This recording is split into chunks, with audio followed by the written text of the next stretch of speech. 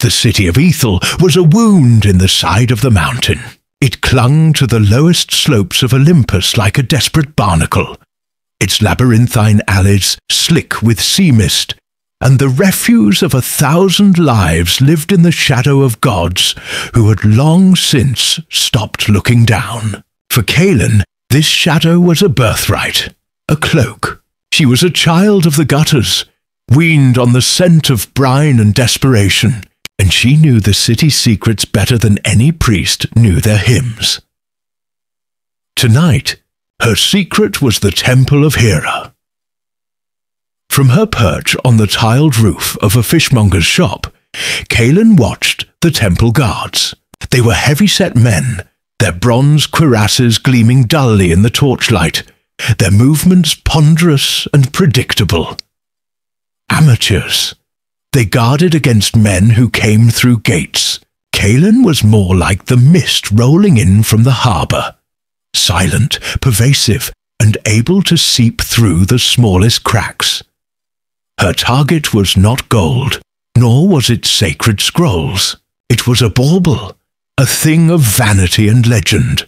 The serpent's kiss, a ruby the size of a pigeon's egg, said to have been a gift from Zeus to his queen in a rare moment of fidelity. It rested on a silk cushion before the colossal gold and ivory statue of the goddess, a single drop of frozen blood in the heart of the hallowed space. And tonight it would be hers. She waited. Patience was the first and most important tool in her arsenal, sharper than any blade, stronger than any lockpick. She let the city breathe around her, the distant shouts of sailors, the mournful clang of a buoy in the harbour, the drunken laughter spilling from a taverna. She became part of the city's nocturnal rhythm until the moon, a sliver of bone in the inky sky, reached its zenith. That was her signal.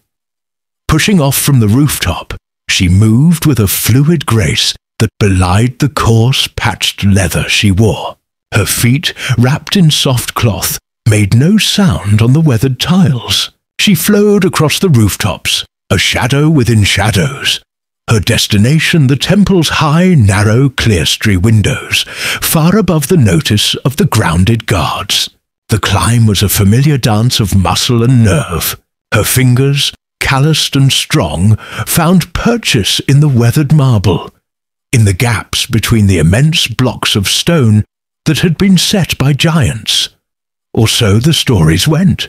The wind whipped her dark hair across her face, carrying the clean, cold scent of the mountain's peak, a scent so alien to the lower city, it felt like a trespass.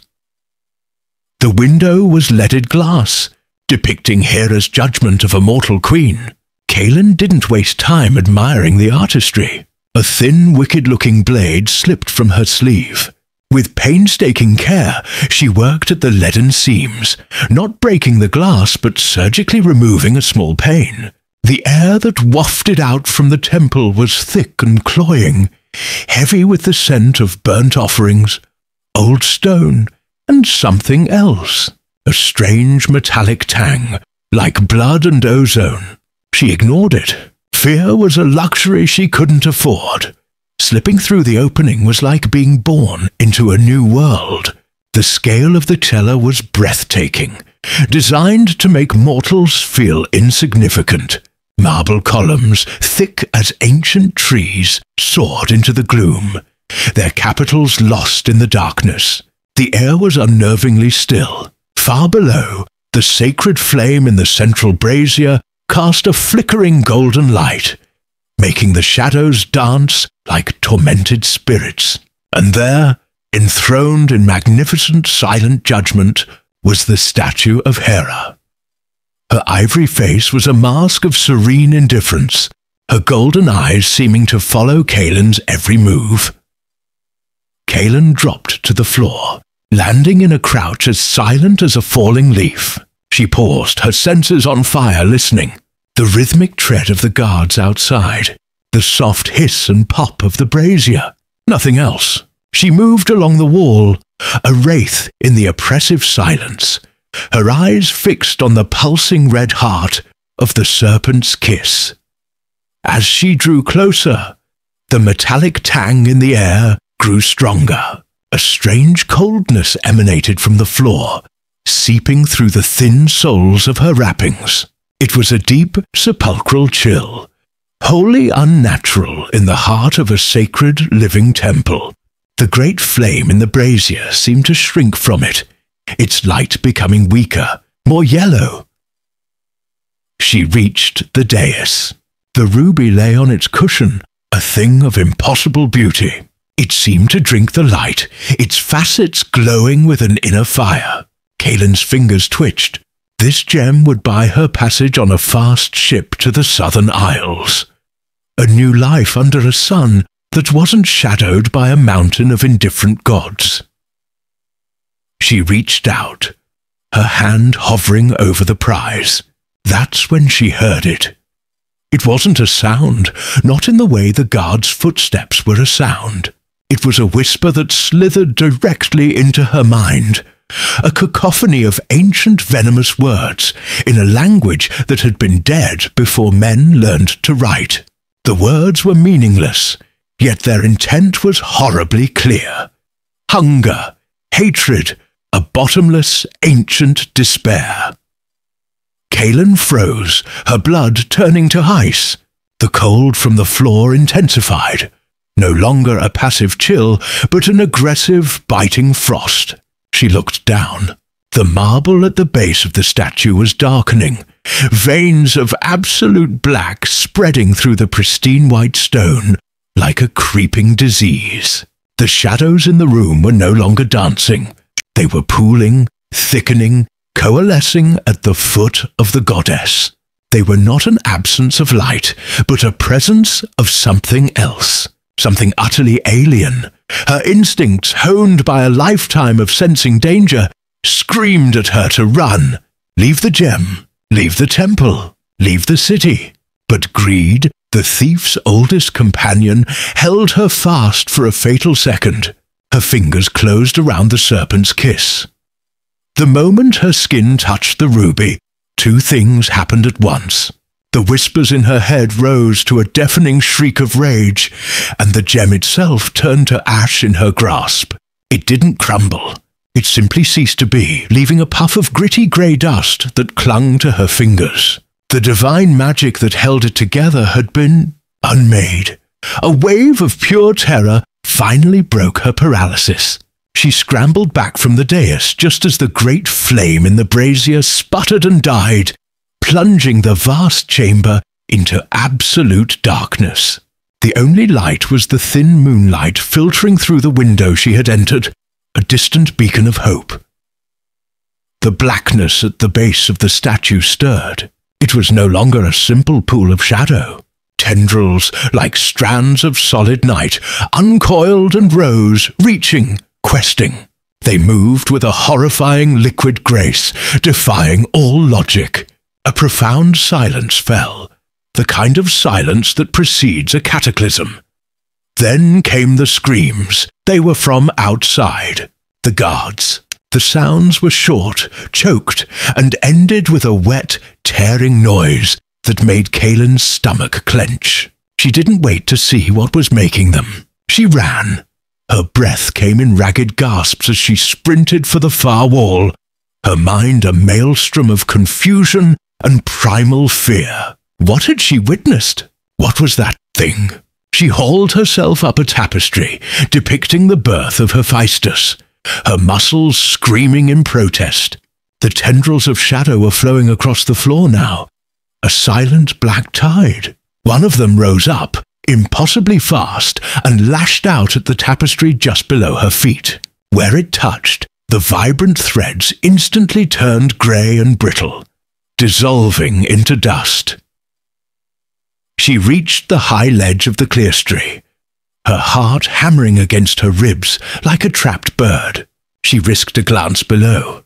The shadows had converged on the temple doors, pouring through the gaps in the immense bronze gates. She could see the bodies of the guards, or what was left of them. They were not bloody or dismembered.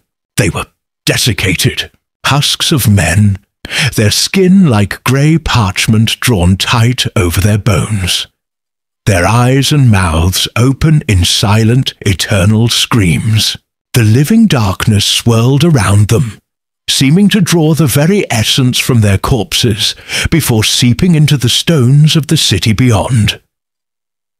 Kaelin didn't hesitate. She threw herself through the window she had made, ignoring the sharp edges of the lid that tore at her clothes. She landed hard on the roof outside, the impact jarring her teeth. She didn't stop to check for injuries. She fled, leaping from rooftop to rooftop, her silent grace replaced by a frantic, desperate scramble. She didn't look back. She could feel the cold spreading through the city behind her. A wave of life-extinguishing dread. The whispers still echoed in the hollows of her mind. She finally collapsed in the one place she felt truly safe. The apex of the old lighthouse at the harbour's edge. A crumbling ruin no one ever climbed. Huddled behind the rusted iron housing of the long-dead lantern, she trembled, drawing her knees to her chest, trying to stop the violent shaking of her limbs. The dust of the serpent's kiss was still on her fingers, a gritty reminder of her failure and her terror. The sun would be up in a few hours. The light would chase the shadows away. Things would seem normal. But Kaelin knew they wouldn't be. She had looked into the heart of a darkness that was not of this world, a darkness that could unmake the works of the gods and drain the life from men. And it was Lucinethal. A soft scraping sound from behind her made her spin around, a knife appearing in her hand as if by magic. Leaning against the corroded iron railing, as if he had been there all along, was a young man. He was unnervingly handsome with a mocking smile playing on his lips. He wore simple traveller's clothes, but his feet were shod in sandals, adorned with small, shimmering wings that hovered a hair's breadth above the stone, stirring up dust motes that glittered in the pre-dawn light. His eyes, however, held no mockery. They were ancient, weary, and held the weight of fading stars. And in that moment, faced with the searing certainty of Apollo, the terrified concern of Hermes, and the monumental expectation of Hephaestus, Kaelin found the one thing she had always been able to rely on. The cold, clear-eyed calculus of a cornered animal. There was no path backward. The path forward was agony, but it was a path. She looked at Apollo, at the sun-bright fury in his eyes, and saw not a god, but a cage. His way was safety, containment, a slow, sterile death. She looked at Hephaestus, at the fire and the hammer, and saw a terrible, agonizing freedom. The chance to burn. "I've made worse bets for smaller stakes," she said, her voice scraping raw from her throat. The decision once made settled in her bones like a familiar weight. Let's get it over with. Apollo's face was a mask of disbelief and horror. "You would choose this? It's the only choice I was ever offered," Kaelin replied, turning her back on him to face the smith. "What do I do?" Hephaestus gave a grim, approving nod. "Stand there, between the anvil and the lip of the forge. Hold the spear before you, point down, both hands. And when the fire comes and the whispers start, hold the line. That is all. Hold the line." Kaelin moved to the spot. The heat from the magma lake below was a physical pressure. She planted her feet on the star metal, gripping the spear of mending. It felt fragile, inadequate. Hermes stood on the gentry, his face a knot of anxiety. Apollo remained where he was, a golden statue of impending judgment, his hand still faintly glowing, ready to strike. "Brace yourself, child," Hephaestus rumbled. He limped to the edge of the island, where a massive rust-red lever protruded from the stone. With a grunt of immense effort, he pulled it. Deep within the magma, a sound began, a low hum that grew into a roar. A section of the molten lake began to glow with a terrifying white-hot intensity. A geyser of pure liquid creation, the untempered fire of the core erupted from the depths, not as a chaotic splash, but as a controlled, focused pillar of energy that shot towards the island, aimed directly at Kalen. Simultaneously, Hephaestus was in motion.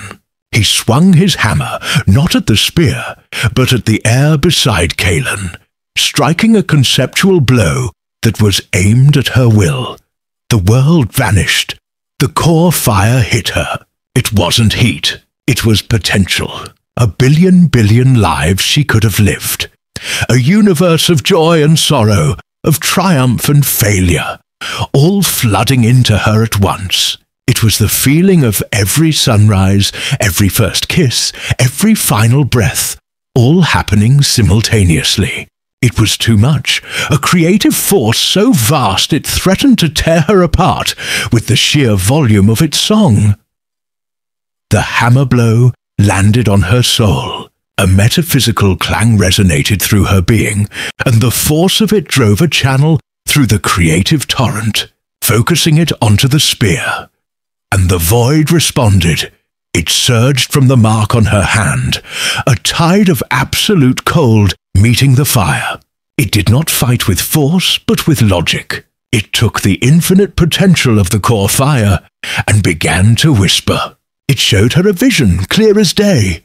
Her father turning back in that doorway. He scoops her up, his laugh free of wine and dust, and he stays. She grows up loved, whole, with a life of simple, unscarred happiness. This could have been, the void whispered, its voice her own deepest regret. But you were not enough. This pain is the proof. Hold the line, thief! Hephaestus's roar was a distant thunder. Kalen screamed, a soundless shriek in the storm of her soul. She clenched her hands on the spear, its metal now searing hot.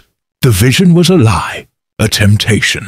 She focused on the truth, the grimy, bitter, real truth. So what? It wasn't me. This is? She pushed the vision away. Hephaestus struck again. The spear flared, its golden light being burned away, revealing a core of pure, dark metal beneath.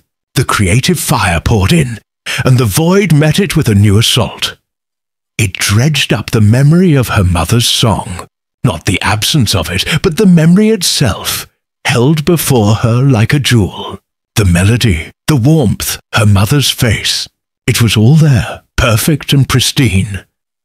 I can give this back to you, the void offered, its logic seductive. Just let go. This struggle is pointless. Accept the peace of cessation, and this pain will end. This memory will be yours again in the moment before you cease to be. It was the ultimate temptation, to feel that warmth one last time. She could feel her will, her very identity, starting to fray. The pain was too great, the offer too sweet. Her grip on the spear faltered. In the forge, Apollo's light flared. She's breaking! But as her will crumbled, Kalen found herself at the very heart of the enemy's argument, and she saw the flaw. The void offered her the memory, but the pain she felt, the terrible soul-deep ache of its absence, was the one thing the void could not understand. It was not a negative. It was a positive. The grief was the shape of the love. The pain was the proof of its value. It was the truest thing she had left. A new thought rose, not born of spite or survival, but of a fierce, terrible love. This pain is mine. It is my mother's last gift. It proves she was real. It proves I am real, and you will not have it. With a final defiant roar that was both hers and not hers, she did not push the void away. She pulled. She seized the cold, dead logic of the void with her will and slammed it against the incandescent creative fire of the core. She stopped being the buffer. She became the hammer. Hephaestus saw it. His burning eyes widened in shock and awe. He raised his own hammer for the final blow, his strike perfectly in sync with her metaphysical one. The universe went silent and white. A wave of pure force, neither hot nor cold, expanded from Kalin. It was a wave of pure concept, of binding. Hermes was thrown from the gentry. Apollo's golden light was snuffed out, as if it were a candle flame, plunging the forge into a momentary, absolute darkness before the ambient magma light returned. When the echoes faded, Kalin was on her knees, smoke rising from her skin. The spear was planted in the star metal before her, its point buried a foot deep in the impossibly hard surface. It was no longer a golden, elegant thing. It was a simple, unadorned rod of metal that seemed to be forged from a captured night sky, shot through with veins of trapped, unmoving starlight. It did not radiate power. It radiated finality and her left hand. The mark was gone. In its place, the skin was a pale, silvery web of scars, like a lightning strike frozen on her flesh, a permanent testament to the battle she had won.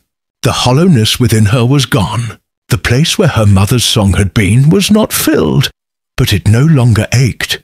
It was a quiet, peaceful space now, a memorial rather than a wound. With a groan, she collapsed. Hermes was at her side in an instant, his hands hovering, unsure if he could touch her. Kalin? Before she could answer, the new spear, the shackle of Erebus, pulsed once, a single silent note of absolute authority. A chain of starlit darkness shot down from its tip, not into the magma, but through reality itself. It descended into a conceptual abyss deeper than Tartarus. There was no sound, no struggle, but everyone in the forge felt it. A great cosmic door slamming shut, a lock turning, a final, binding word being spoken. The oppressive hum of Tartarus, the psychic residue of eons, vanished. The silence it left behind was clean, and vast, and utterly peaceful. Then Apollo was there. He knelt opposite Hermes, his divine light returned but softer now, less certain. He looked not at the spear, but at Kalin's scarred hand. With a hesitation she would never have thought possible in him, he reached out and gently touched the lightning strike pattern on her skin. He felt no corruption, no void. He felt a presence, a boundary, a scar that was a statement of fact. "I was wrong," Apollo said, his voice quiet with a reverence that stunned Hermes into silence.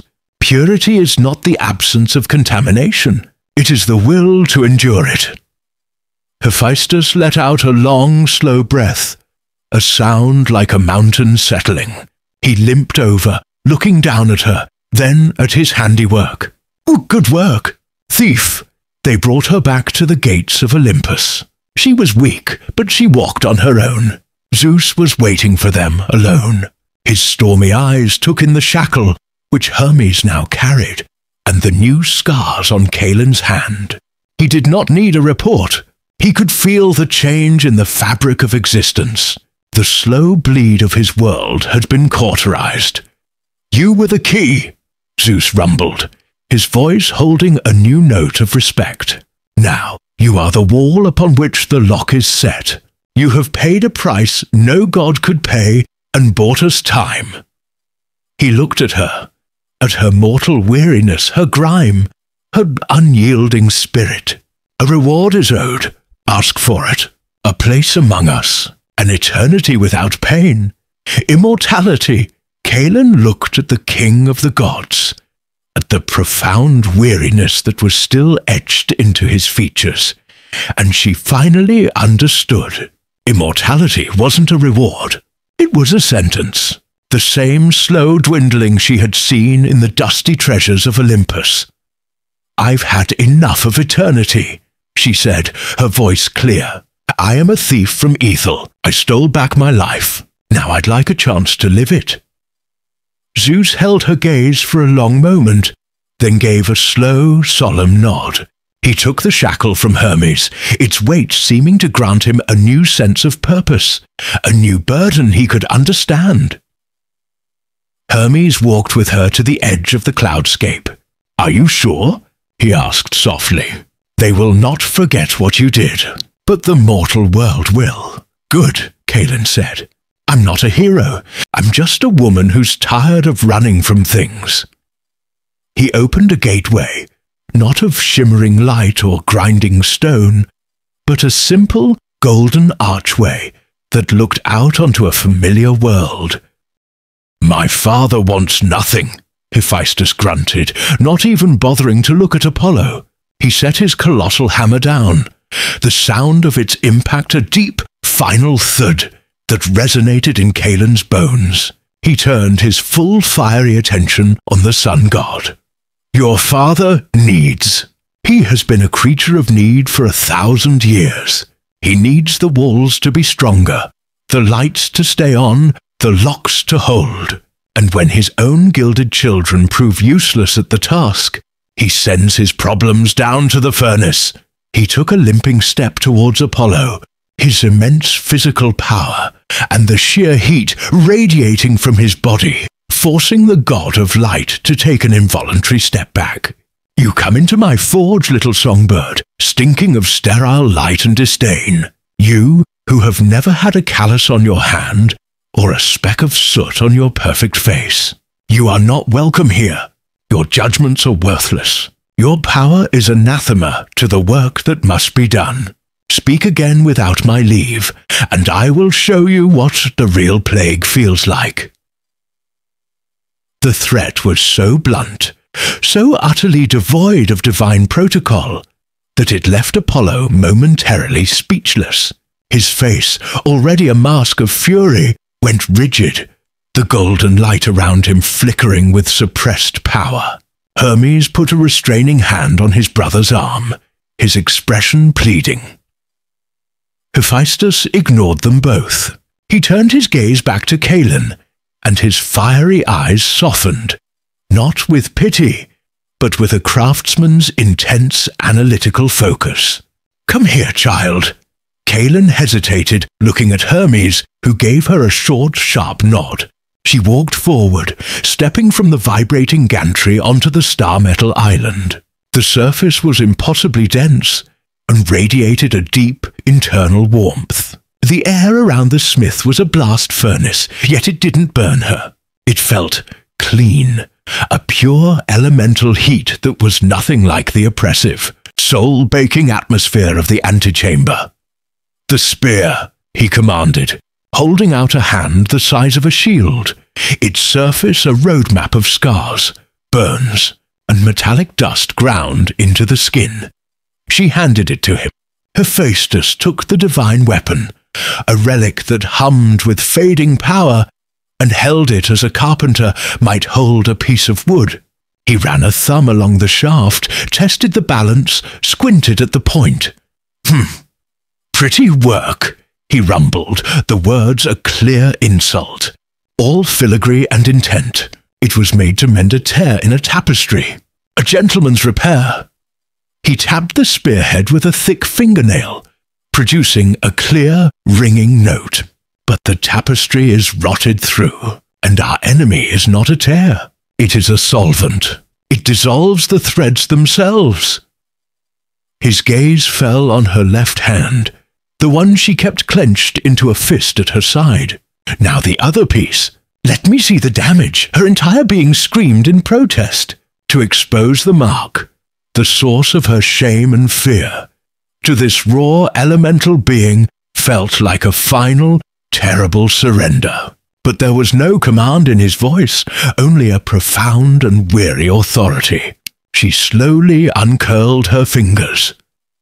The void mark lay stark against her skin, a patch of dead nothingness in the heart of the forge's light. It did not reflect the magma or the smith's inner fire. It consumed them, a pinprick of absolute negation. Hephaestus leaned in, his craggy face inches from her hand. He sniffed a sharp intake of air. It has no scent, no temperature, no texture. It is an argument against reality written on flesh. He reached out a single soot-stained finger, and before she could react, he touched it. Apollo hissed, "You fool!" But nothing happened. There was no flash of light, no recoil.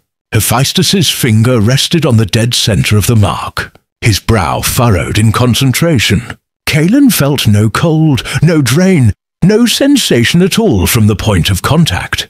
But from the smith, she felt a sudden, terrifying impression of scale. She felt his mind, not as a consciousness, but as a vast geological force, probing the void touch.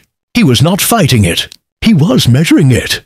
He was taking its dimensions, weighing its conceptual mass, testing the tensile strength of its nothingness. He pulled his finger away, a thoughtful scowl on his face. "It's clever," he murmured, more to himself than to them. "It doesn't destroy. It convinces. It finds a thread, a memory, a skill, a name, and it proves to it that it is more logical to not exist. And the thread agrees. It unravels itself." He looked up at Kaelin, his burning eyes seeing far more than she wanted. "It is anchored in you by a sacrifice. A good one, a pure one. The memory of a mother's love. That is a powerful anchor, child. It gave the void a purchase on the purest part of you. That's why it's so strong." The clinical explanation of her pain was somehow more devastating than the gloom's whispers. Hephaestus then turned his attention to the spear, then back to her marked hand, his eyes flicking between the two. "Your father is right," he said, addressing Hermes. "The spear must be reforged, but he is a king. He sees a problem and a solution. He does not see the process, the sheer bloody impossibility of the work." He hefted the hammer from the floor, its weight seeming to make the very island dip. "Forging is a conversation between the hammer, the metal, and the fire. I add heat to loosen the metal's certainty. I strike with the hammer to suggest a new shape.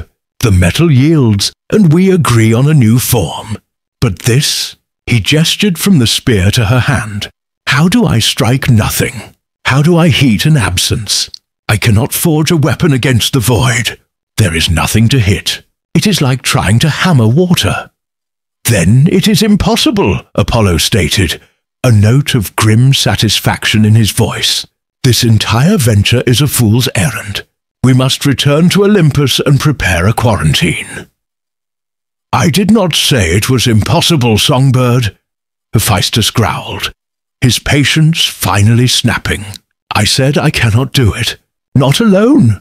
He looked back at Kaelin, his expression grim. "The fire of the core is a fire of creation. It is pure potential. The void touch is pure negation. If they touch, they will annihilate each other in a blast that will crack this world in two. Unless there is a medium, a flux, something that can stand between them, endure them both, and translate the language of one into the other." The horrible, inevitable truth dawned on Kaelin. "Me," she whispered. Hephaestus nodded slowly. You are already doing it. You are a vessel containing both life and its absence. You are the only thing in all of creation that is in a state of equilibrium with the enemy. You will have to be the anvil." The word hung in the air, more terrifying than any threat. "Not the physical anvil," he clarified, seeing the horror on her face. "A conceptual one. I will bring the fire of the core. You will bring the void. You will hold the spear between them. Your will, your stubborn, filthy, mortal refusal to die, will be the forge itself. I will strike, but my hammer will not be hitting the spear.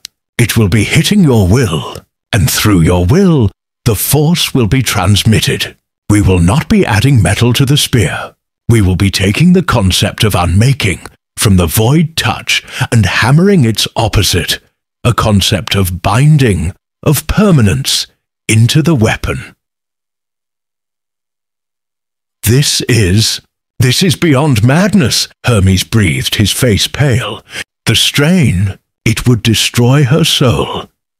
It might, Hephaestus agreed, his honesty more brutal than any lie.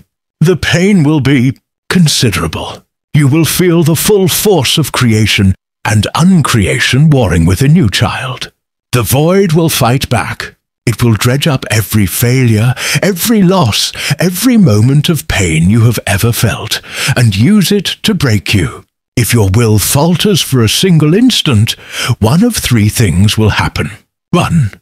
The void consumes the spear and becomes an artifact of pure negation, a weapon for our enemy. 2. The core's fire overwhelms you, and you, the spear and the mark, are scoured from existence. 3. They meet without you as the buffer, and we are all returned to the component atoms of a forgotten dream. All are equally bad. He leaned on his hammer, his gaze unwavering. But if you hold, if you endure, the void touch will be the fuel for its own destruction. We will drain its power, its very concept, and forge it into the shackle that will imprison its master. And the fire of the forge, having burned through the corruption, may just burn it out of you for good. It is a slim chance, a terrible one, but it is the only one you have. It was the choice Zeus had given her, laid bare in all its terrifying mechanics. Be burned clean, or be burned away. I will not permit this. Apollo's voice cut through the cavern, sharp and absolute. This is not a plan. It is a ritual suicide that threatens all of existence. I'm invoking my father's charge. This mortal is an unstable variable. To make her the fulcrum of this process is to guarantee disaster. I will end her now, and we will find another way. His aura flared, brighter and hotter than before, a star going nova in the heart of the earth. The very magma in the lake seemed to shrink from his light. Hephaestus simply shifted his weight, planting himself between Apollo and Kalin. He didn't raise his hammer. He didn't need to. His sheer, immovable presence was a threat greater than any weapon. "You will do nothing, little god," the smith rumbled, his voice dropping to a dangerous low. "Your charge was to be an executioner if she faltered. She has not faltered. She has been given a choice. And in my forge, the worker chooses her tools, and the brave choose their fate.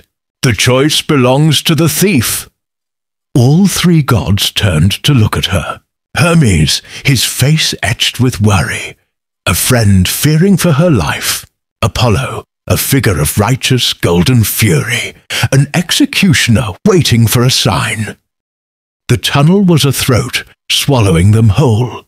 The air, already hot, became a solid wall of heat that baked the moisture from their eyes and lungs. The rhythmic clang, clang, clang, was no longer a distant echo, but a physical percussion that vibrated up through the soles of their feet and into their chests. A slow, titanic heartbeat setting the pace for their descent. The glowing mineral veins in the rock walls pulsed faintly in time with the hammer blows, casting the narrow passage in a rhythmic, blood-red light. They walked in single file, Hermes in the lead, his pace swift and sure, Kalin behind him, spear held close, her senses on a knife's edge, and Apollo bringing up the rear, his radiant presence a constant accusing pressure at her back. After 100 paces, the nature of the oppressive atmosphere began to change. The ambient despair was coalescing, gaining a voice. It started as a faint whisper at the edge of hearing, a sibilant hiss that could have been mistaken for air moving through a fissure in the rock. But it grew, weaving itself between the hammer falls, a chorus of misery that spoke not to the ears, but directly to the mind. Useless, it whispered, the thought slithering into Kaelin's consciousness like a cold serpent, running from one master to the next. Messenger boy, carrying words that no one heeds. Your speed only brings you back to the beginning of the same endless road. In front of her, Hermes' shoulders tightened. His pace, for the first time, faltered for a fraction of a second. The whispers were targeting him, finding the small, weary cracks in his divine facade. Then they turned their attention to the brighter light. Fading. Oh, how you are fading. The sun god in a world that learns to light its own lamps. Your perfect art is now a decoration on a rich man's wall. Your prophecies are the ramblings of a madwoman in a cave.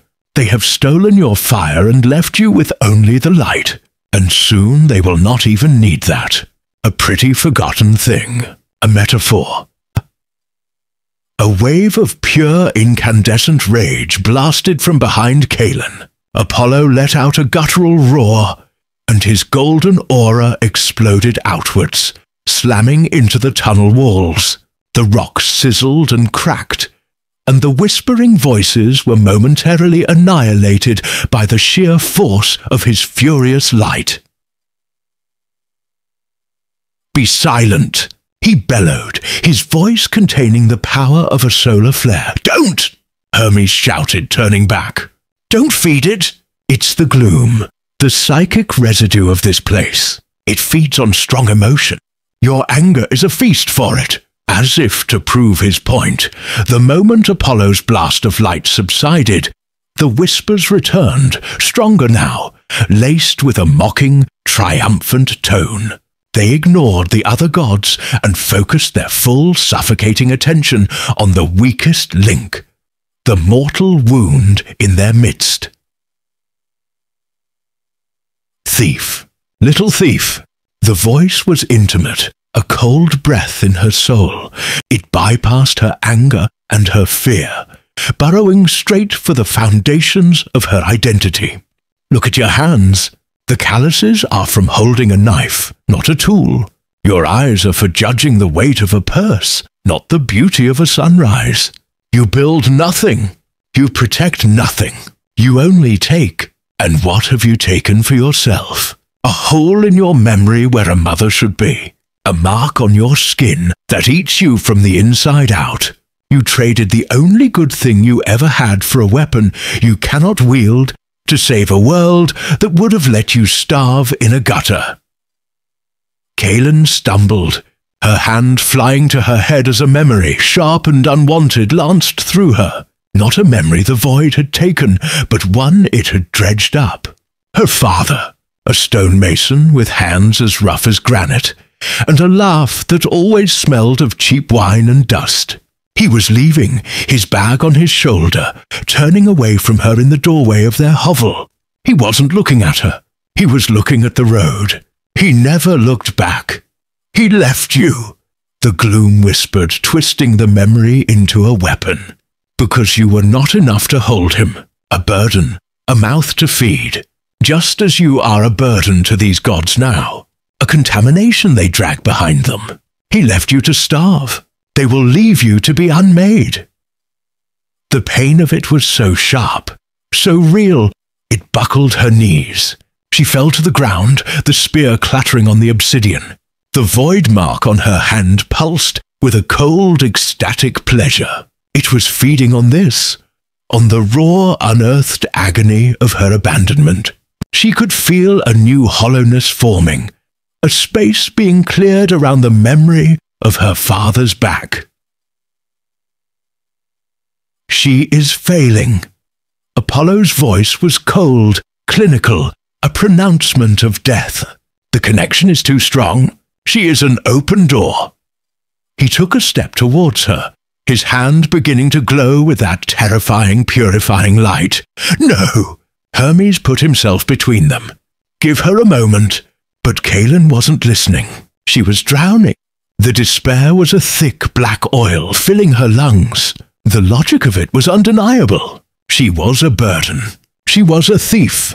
She was alone. And then another thought rose through the mire, not from the gloom, but from the deepest, hardest part of herself, the part that had survived the alleys, the hunger, the cold, a thought born of pure, spiteful survival. So what? The thought was so simple, so defiant, it cut through the despair like a shard of glass. So what if he left? So what if I'm a thief? So what if I'm a burden? I'm still here. She didn't try to fight the despair. She didn't try to deny the truth in its whispers. She accepted it. She opened the door not to let the gloom in, but to let her own pain out to meet it. She embraced the cold, hard fact of her life. She was a survivor. Survival wasn't pretty. It wasn't noble. It was a grimy, desperate, clawing thing. She had been abandoned, and she had learned to rely on no one. She had been hungry, and she had learned to take what she needed. She was a contamination, and she was going to use that contamination to buy her own life back. She drew all that pain, all that bitterness, all that rage, and wrapped it around herself like a shield of broken glass. The gloom recoiled. It could feed on despair, but it had no purchase on a pain that had been so thoroughly accepted, so completely owned. It was like trying to set fire to something that was already ash. Slowly, shakily, Kaelin pushed herself to her feet. She picked up the spear. The void mark on her hand was still, the cold pulse quiescent. She had starved it. She met Apollo's burning golden eyes, her own gaze flat and hard. "I'm not a door," she said, her voice a low rasp. "I'm a wall. Now get out of my way." For a long moment, Apollo just stared at her. He had seen her falter, had seen the despair nearly consume her.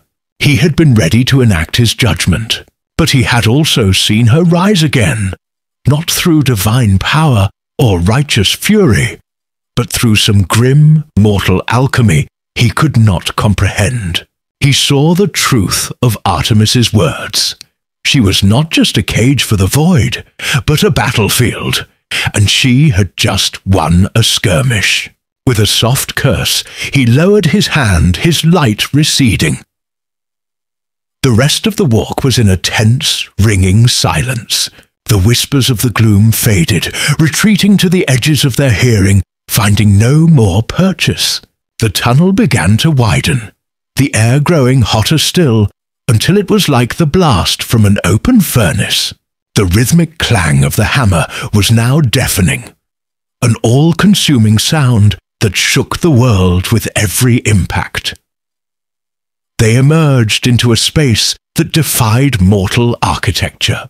They were on a metal gantry suspended over a lake of slowly churning magma that filled a cavern easily the size of a city. Great chains, each link as large as a house, rose from the molten rock, disappearing into the oppressive gloom above, anchoring the very foundations of the mortal world. The source of the hammering was visible now. In the center of the magma lake was an island of black star metal, and upon it stood an anvil the size of a temple. And before the anvil stood a figure, a dwarf in stature, but a giant in presence.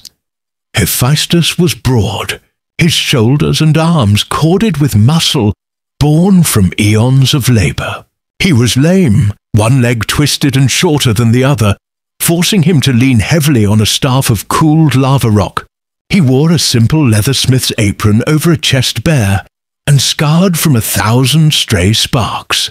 His beard was a wild, tangled mass of black and silver, and his face, which poets would call ugly, was a masterpiece of function, craggy, focused, and dominated by eyes that burned with the same inner light as the magma below.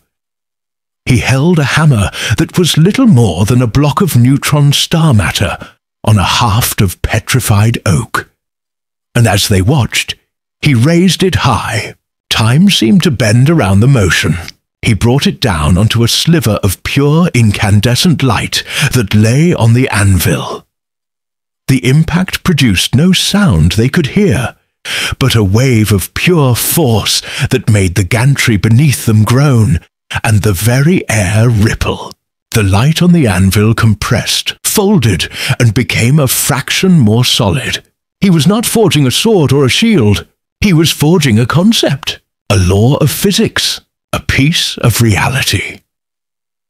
He finished his swing, then slowly, deliberately, turned his head to look at them. His burning eyes passed over Hermes, dismissed Apollo with a grunt, and then locked onto Kalin. His gaze lingered on the spear in her right hand, then on the void mark on her left.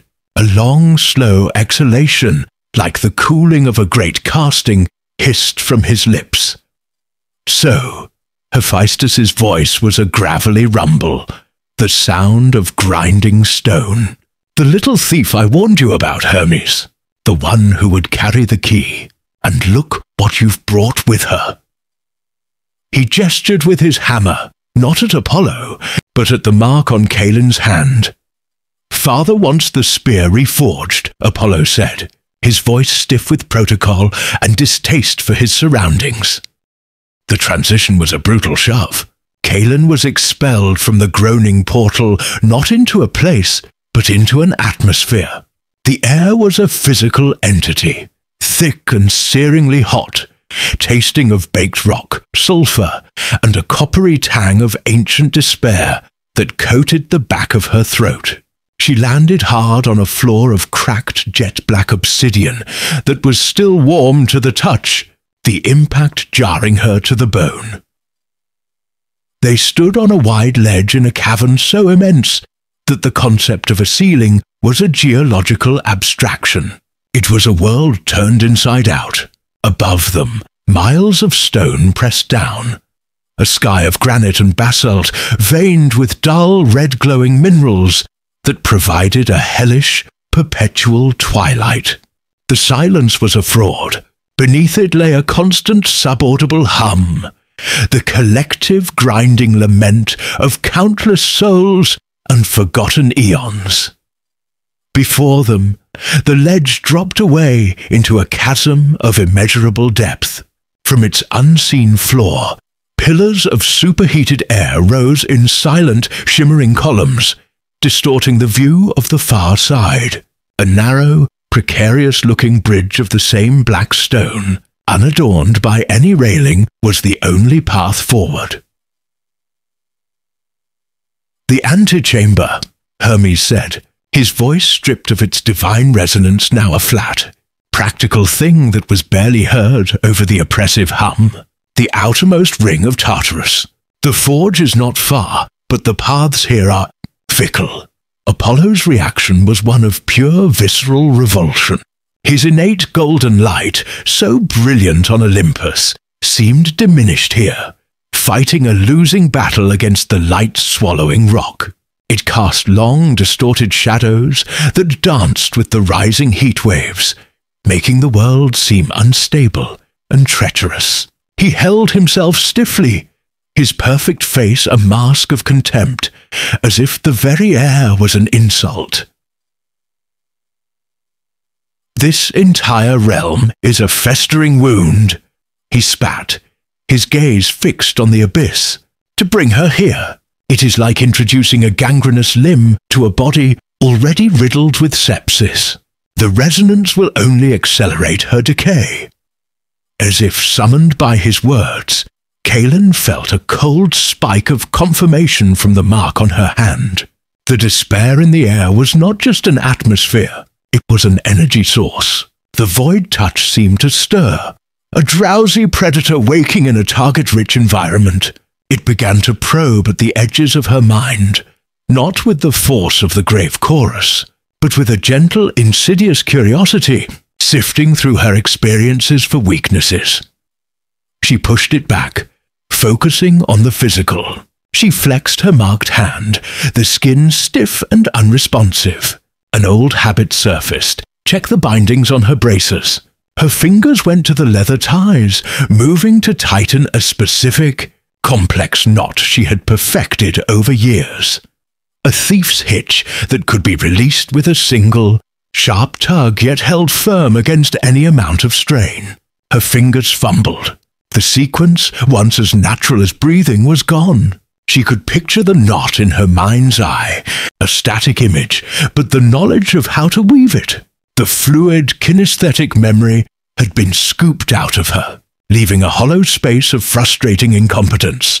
Panic, cold and sharp, lanced through her. This was worse than losing a memory of her mother. This was the loss of a tool, a piece of the hardened survivor she had built herself into. She quickly retied the thong in a simple, clumsy square knot, her movements stiff, hoping the gods hadn't noticed. "The bridge is our only way," Hermes said, already moving forward. "Stay on the center line. The stone has a memory, and it dislikes those who stray." The bridge was wider than it looked, a solid 10 feet across, but the sheer bottomless drops on either side made it feel like a razor's edge. The hum of the chasm grew louder as they approached the middle, resolving itself into individual threads of sound. A low moan of eternal regret, the sharp crackle of a distant unseen fire, the faint, rhythmic clang of a hammer striking an anvil an eternity away. They were halfway across when a new sound joined the chorus, a scraping, dragging noise from the far end of the bridge. Figures were pulling themselves up from the chasm's edge, shambling into view. They were not alive. They were constructs, vaguely humanoid in shape, cobbled together from discarded slag, rusted bronze plates, and shards of obsidian, all fused together by currents of raw, molten rock that flowed through them like blood. They had no faces, only smooth, heat-warped plates of metal where a head should be, and from deep within their chests came a low, agonized wail, the sound of a spirit trapped in a prison of cooling metal. "Forge whites," Hermes said, his hand instinctively going to the hilt of the short, curved sword at his belt. Hephaestus's failed experiments. Souls of ancient oathbreakers he bound into service as furnace tenders and sentinels. Their bodies have long since decayed, but the animating agony remains. There were 3 of them, and they blocked the bridge completely, their molten cores casting a flickering, hellish light. They moved slowly, dragging limbs of sharpened metal across the stone. Apollo's lip curled in a sneer of disgust. "Abominations! Stand aside!" He raised a hand, and a miniature sun, a sphere of blinding golden light, coalesced in his palm. The heat radiating from it was immense, a clean, purifying fire that was utterly alien to this place. It vaporized the rising heat waves around him and made the forge whites recoil, their internal fires dimming in the face of its brilliance. "No!" Hermes snapped, grabbing Apollo's arm. The act of touching his brother seemed to take a great effort. "Are you mad? That much concentrated power will act as a beacon. The true denizens of this pit, the things my father threw down here and tried to forget, will be drawn to it like moths to a celestial flame. We are here as supplicants, not conquerors. They are an obstacle. I will remove them," Apollo insisted, his voice dangerously low, shaking off Hermes' hand. "There are other ways to remove an obstacle than to burn it down." Kalen's voice was a harsh rasp, cutting through the divine standoff. Both gods turned to look at her. She was crouched low, her eyes narrowed, studying the creatures not as blasphemies, but as a problem, a lock to be picked. She had noticed their movements were not random. They were reacting to sound, the scrape of their own feet, the echo of their wails. They would turn their featureless heads towards the loudest, sharpest noise. "They're blind," she stated, "and stupid. They're just reacting." Ignoring Apollo's impending explosion of fury, she unslung the simple leather sling from her belt. From a small pouch, she took out a handful of metal caltrops, another tool of her trade. They were heavy iron, designed to stop a guard's pursuit in a dark alley. Here, they might save her from a god's fatal pride. What is that pathetic toy supposed to accomplish? Apollo sneered. Kaelin didn't answer. She took a step back, getting a running start. She sprinted along the very edge of the bridge, a terrifying display of balance that made even Hermes flinch. As she ran, she whirled the sling, loading a caltrop. She wasn't aiming for the Forge Whites. She was aiming for the chasm wall far behind them. The caltrop flew, a dark speck against the glowing rock. It struck the wall with a sharp clang that echoed across the chasm, unnaturally loud in the oppressive atmosphere. Instantly, all three Forge Whites turned their slow, ponderous attention towards the sound, their metallic bodies grinding as they pivoted. Another caltrop followed, then a third, striking different spots on the wall, creating a cacophony of echoes.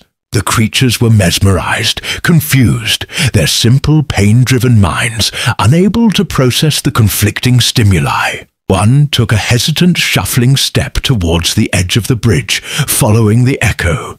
"Now," Kaelin hissed.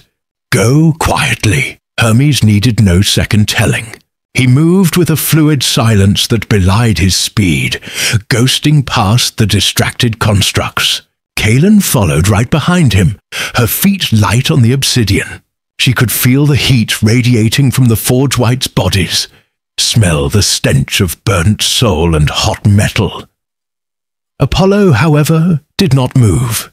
He stood, his miniature sun still blazing in his hand, his face a thunderous mask of pure, undiluted rage. It was not just anger at the situation. It was a profound ideological fury that a mortal's base cunning, a trick of stone and leather, had been offered as a solution over his own divine purifying power. It was an offense against his very nature. "I am a god," he snarled, his voice a low inferno. "I do not skulk past refuse." He took a step forward, not to sneak by, but to walk through them. One of the Forge Whites, its attention momentarily pulled back by his voice, turned and swung a clumsy, slag-heavy arm. Instead of incinerating it, Apollo's reaction was one of pure, contemptuous grace. He moved with impossible speed, his hand wreathed in light, catching the creature's arm. There was no sound of impact, only a brilliant flash. The slag and bronze of the Forge White's arm didn't shatter. It simply ceased to be, its atoms unwritten by the pure conceptual fire. The construct staggered back, its internal wail rising in pitch. Apollo strode past it without a second glance, the ambient heat of his passage causing the creature's molten core to gutter and dim. He rejoined them on the far side of the bridge, his golden light pulsing with indignation. "Let us be done with this charade. Lead on, messenger. Take us to the smith." Hermes gave Kaelin a look that was equal parts exasperation and newfound respect, before turning to face the path ahead. The ledge widened, leading into a tunnel bored directly into the rock. The rhythmic clanging they had heard from the bridge was louder now, a steady, tireless heartbeat in the stone. "A key," Zeus repeated, and the words seemed to hang in the cosmic space of the hall, imbued with a terrible finality. This is not a matter of healing a wound or punishing a transgression. The Great Seal was not merely a lock of divine power. It was a conceptual binding, forged in the infancy of this world. It has failed because the concepts that gave it strength, permanence, order, divine right, are themselves corroding. We cannot simply build the same lock again and expect it to hold. His stormy eyes left Kaelin and swept over his children. "Apollo, your purges and your logic are the tools of a physician trying to cure a plague by treating one sick patient. Artemis, your fascination with her will is that of a naturalist admiring the tenacity of a weed growing in a cracked foundation. You are both focused on the crack. I am focused on the failing world that is causing it. He leaned back in his throne of storm, the captive lightning within it flaring. The spear of mending was a tool of repair. We no longer need a needle and thread. We need chains and rivets. It must be reforged, not just its metal, but its very purpose. It must be made into a weapon of binding, a shackle for a concept. Reforged where, father? Hermes asked, his voice cautious. Hephaestus's forges on Etna are powerful, but to alter a relic of that magnitude? Not on Etna, Zeus rumbled, and a deep, foundational tremor ran through the obsidian floor, in the place of its birth, the core, the first forge, where Hephaestus shaped the bones of the world before he learned the vanity of artistry. It is a place of raw, creative potential, a crucible of pure concept, where the laws of reality are still suggestions. Apollo took an involuntary step forward, his face paling beneath its golden luminescence. Father, no. The core was sealed for a reason. Its energies are untempered, chaotic. It is too dangerous to bring a mortal there, to bring the... He pointed a trembling accusatory finger at Kalen's marked hand. Into a place of pure creation would be to invite a cataclysm. You would be placing the seed of the void at the very loom of existence. The seal to the core is absolute, Zeus stated, his gaze unwavering. It does not answer to a god's strength or a titan's fury. It was designed to be unbreachable. He then looked directly at Kalen, and for the first time she felt like he was truly seeing her, the messy, broken, defiant person. It is a conceptual lock. It requires two opposing principles, held in perfect balance to turn the key. It requires a vessel that contains both a spark of pure creation and a touch of absolute unmaking. The truth crashed down on Kalen with the weight of a collapsing mountain. The spear in one hand, the void in the other. She wasn't a hero. She was a skeleton key, forged from a lifetime of pain and a single act of impossible defiance. This is madness, Apollo whispered, his voice shaking with a fury born of pure rational terror. You are gambling the fate of everything on a gutter thief with a festering soul wound. She is unstable. She is a conduit for the enemy. The moment she enters that crucible, the void touch will use the creative energies to manifest, to create a permanent festering wound in the heart of our world. Your logic is sound, my son, Zeus said, and the admission seemed to shock Apollo into silence. The risk is precisely as you describe it, but your conclusion is flawed. You assume we have another choice. The weariness returned to the God King's voice, a sound of grinding continents and dying stars. My power, your mother's, that of our whole pantheon, is not what it was. We are bound by the rules of a game whose players are leaving the table. We cannot force the lock. We need a key that can pick it. She is that key. He raised a hand, silencing any further debate. Hephaestus must be consulted. He holds the charts to the forgotten paths and the knowledge of the forge's temperament. Hermes, you will guide her. Your speed is needed, and I will accompany them, Apollo declared, his golden eyes burning with a cold fire. If you insist on this suicidal course, father, then I will be the executioner. I will not allow this creature to doom us all. The instant her will falters, the moment the void touch gains a foothold in that place, I will unmake her. I will turn her and the spear to consecrated ash and seal the path behind us. That is my price for sanctioning this insanity. It was an ultimatum delivered to the king of the gods. Zeus regarded his son, his expression a thunderhead of conflicting pressures. Finally, he gave a slow, deliberate nod. So be it, you will be my wrath, held in reserve, a necessary precaution. He turned his gaze one last time to Kalin. There was no sympathy in his eyes, only the grim appraisal of a general sending a lone soldier on a hopeless mission. Thief of Ethel, you came to Olympus seeking a cure. I am offering you a chance at one. The fires of the core forge are the only power left in this world that might burn the void's touch from you without destroying your soul, or they will consume you utterly. Your fate is your own, but the fate of this world is now shackled to it. Do not fail. With that, he rose from his throne, and the entire hall seemed to darken as his storm cloud form swelled to fill the space, his attention already turning to other cosmic matters. He had rendered judgment. The audience was over. Hermes gently touched her arm. Come, the sooner we start, the better. As she turned to leave, Kalin felt a wave of dizziness, more intense than before. The elaborate constellations on the ceiling blurred, and the name of a star she'd once used to navigate the rooftops of Ethel, the serpent's eye, flickered in her mind and then vanished. She knew there was a star there, but its name, its story, was gone. Another thread plucked. The void inside her was a patient, meticulous thief.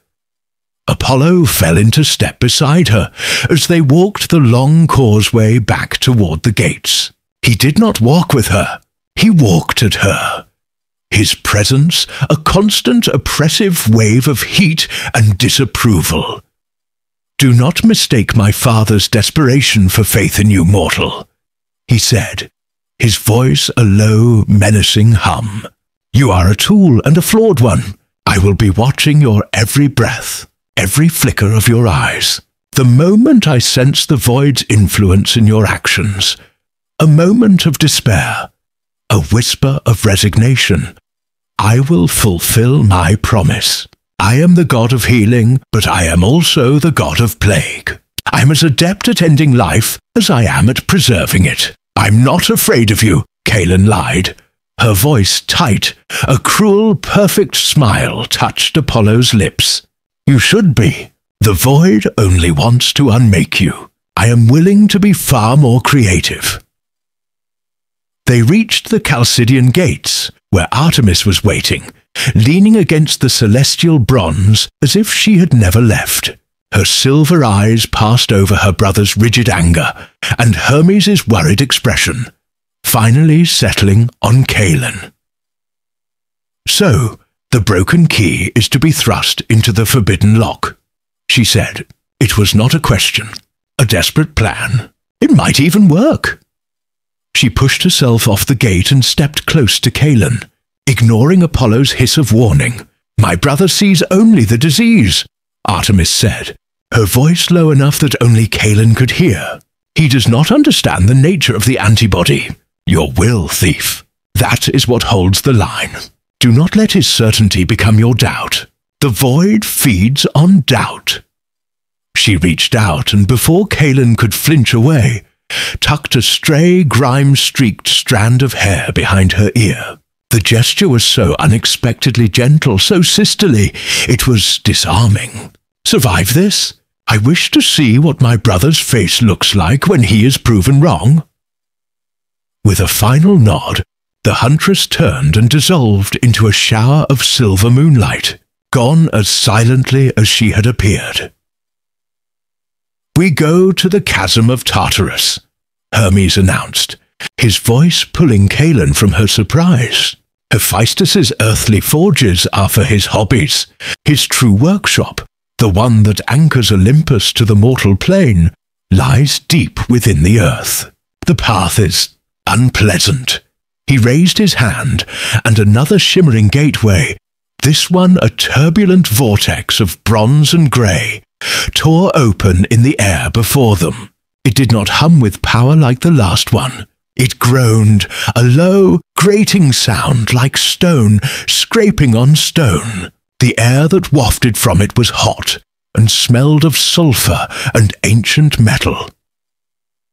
Kaelin looked from the grim, swirling portal to the two gods who were to be her companions. One, a reluctant guardian, the other, a willing executioner. The emptiness where her mother's song used to be ached with a cold she was starting to get used to. Zeus had offered her a chance to be burned clean or burned away. For a thief who had spent her life weighing risks, it wasn't much of a choice at all. It was the only option on the table. She gripped the spear, its familiar weight the only comfort she had. "Let's get it over with," she said, and stepped through the gate, leaving the sterile, dying beauty of Olympus behind for the fire and fury of the earth's core. Her lunge was a desperate prayer to chaos. Apollo's wall of light was the absolute, unyielding answer. The impact didn't just stop her. It resonated through her bones, a concussive force that made her teeth ache and her vision swim with black spots. The spear was nearly torn from her grasp. She was held fast, pinned by a force as fundamental as gravity. But Artemis's touch was not force. It was inquiry. Her cool, dry fingers brushed against the back of Kaelin's marked hand. There was no pain, no burning, no shock. Instead, a connection flared between them. A circuit of pure, unfiltered sensation. For Kaelin, it was a sudden, piercing cold, but not the dead, empty cold of the void.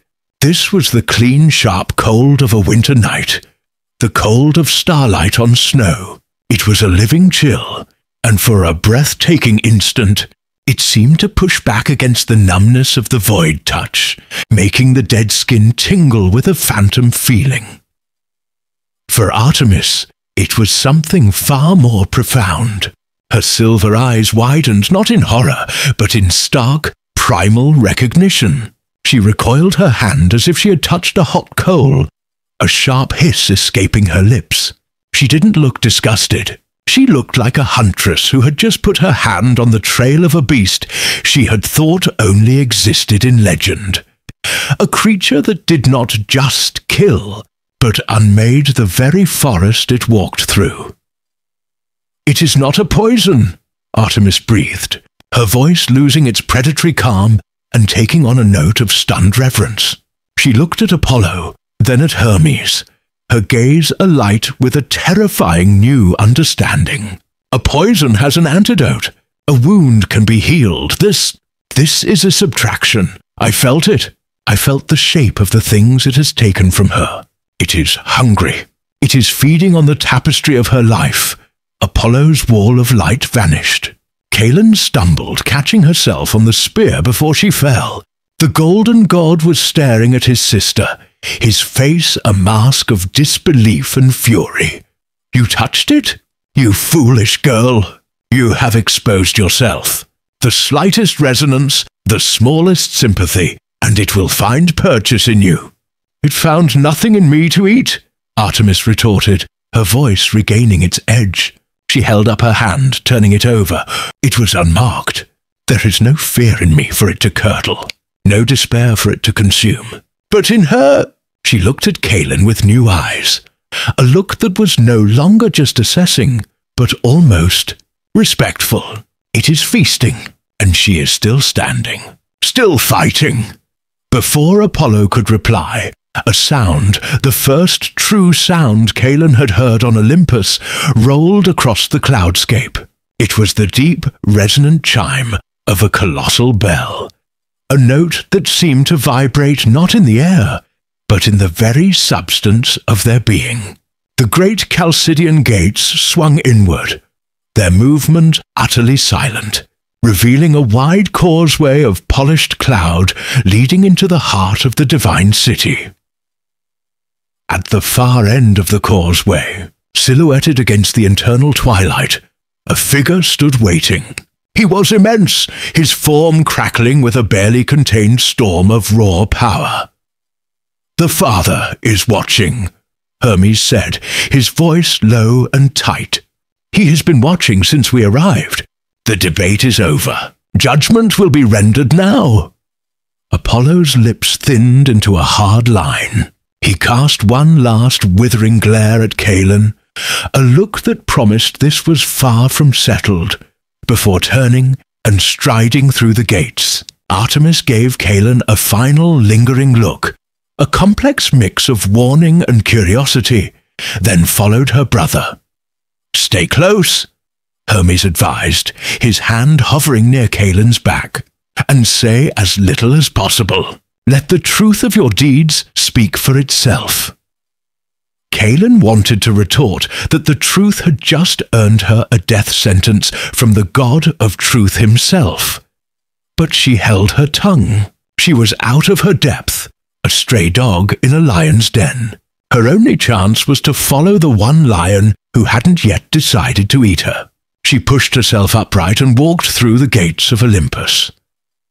The causeway was long, and the walk was the most intimidating of Calen's life. She was acutely aware of her own mortality, of the dirt under her nails and the frayed hem of her tunic. Every step felt like a profanity on this perfect, sterile ground.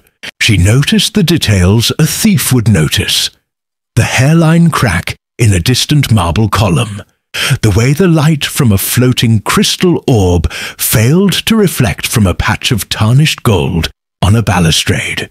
The entire city felt like a priceless treasure that had been left in an attic to gather dust, its owners too proud or too weary to maintain it. They entered a hall so vast it seemed to be a captured piece of the night sky. The ceiling was a dome of living constellations, and the floor was a single, unbroken sheet of obsidian that reflected them perfectly, making it feel as though they were walking on a thin pane of glass suspended in the cosmos. 12 enormous thrones were arranged in a wide circle, but only one was occupied. Zeus sat upon a throne not of gold or marble, but of solidified storm cloud, shot through with veins of captive lightning that crackled and arced silently within the dark vapor. He was not the robust, bearded king of mortal statues. He was older, his face lined with the weariness of eons, his eyes the color of a thunderhead, containing a deep, churning power that was ancient and terrible. He wore simple robes of midnight blue, and his presence filled the hall, a low-pressure system that made the air feel heavy and charged.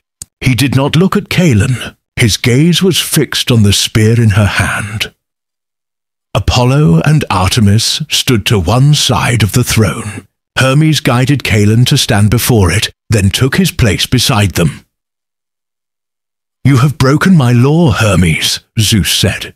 His voice was the low rumble of distant thunder. "You brought a mortal to this sacred place. You brought a weapon of the forge beyond these gates, and you have brought an infection." His gaze finally shifted from the spear to Calen, and she felt the weight of his attention like a physical pressure. A 1,000-mile column of atmosphere pressing down on her. "Father, the circumstances were dire," Hermes began, his formal tone laced with urgency. The seal on Erebus's prison was broken. The Scutari were loose in the mortal world. Ethel would have fallen within the day, and the breach would have widened. "The seal was broken because our power wanes," Apollo cut in, his voice sharp and clear. "This mortal is a symptom of that weakness, not its cure. She carries the enemy's touch. It is a contagion that feeds on the very essence of being. I have seen it begin its work on her. It must be studied, yes, but it must be contained. To allow it to remain within her is to risk a foothold of the void here, on Olympus itself. I demand that she be given over to my Lyceum for purification and analysis." "To be dissected, you mean?" Artemis countered, her voice cool. "To be burned away until nothing remains but your cold, sterile data." I touched her father. "The void is in her, yes, but she is fighting it. She is containing it. Her will is a cage around it, a cage forged of mortal rage and desperation. To destroy her would be to break the cage. We know nothing of this enemy's new methods. She is the only book we have on the subject. We should be reading it, not burning it." Zeus listened, his expression unreadable, the lightning in his throne pulsing in time with his silence. His gaze drifted back to Kalin. "The mortal who would be a cage," he rumbled. "You have a name. It was not a question. It was a command." Kalin's throat was dry. She looked at the king of the gods, the weary storm at the heart of a dying universe, and gave him the only thing she had left, the unvarnished truth. "Kalin," she said, her voice steady, though her heart hammered against her ribs. "I was a thief in Ethel." "And what did you steal in the temple below?"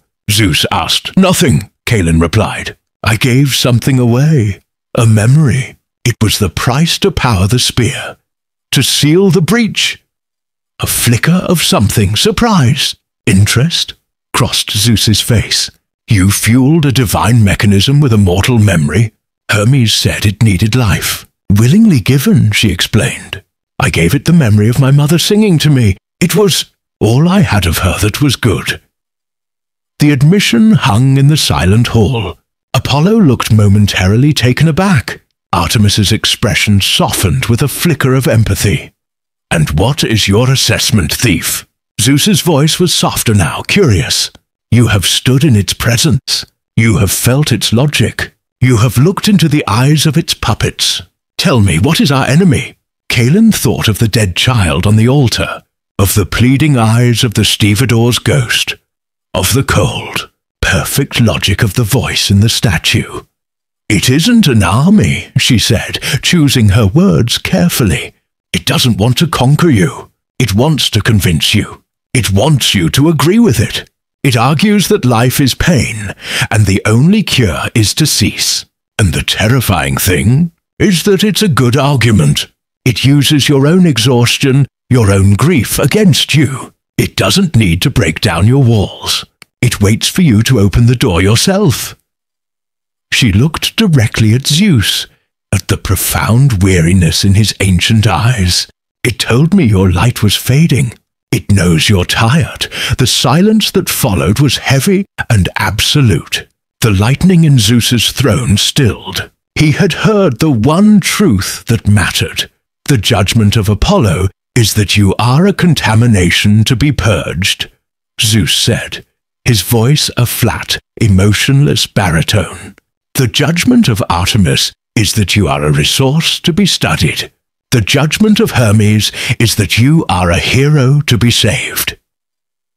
He leaned forward slightly, his stormy eyes boring into her. "They are all wrong. You are none of those things. You are a key."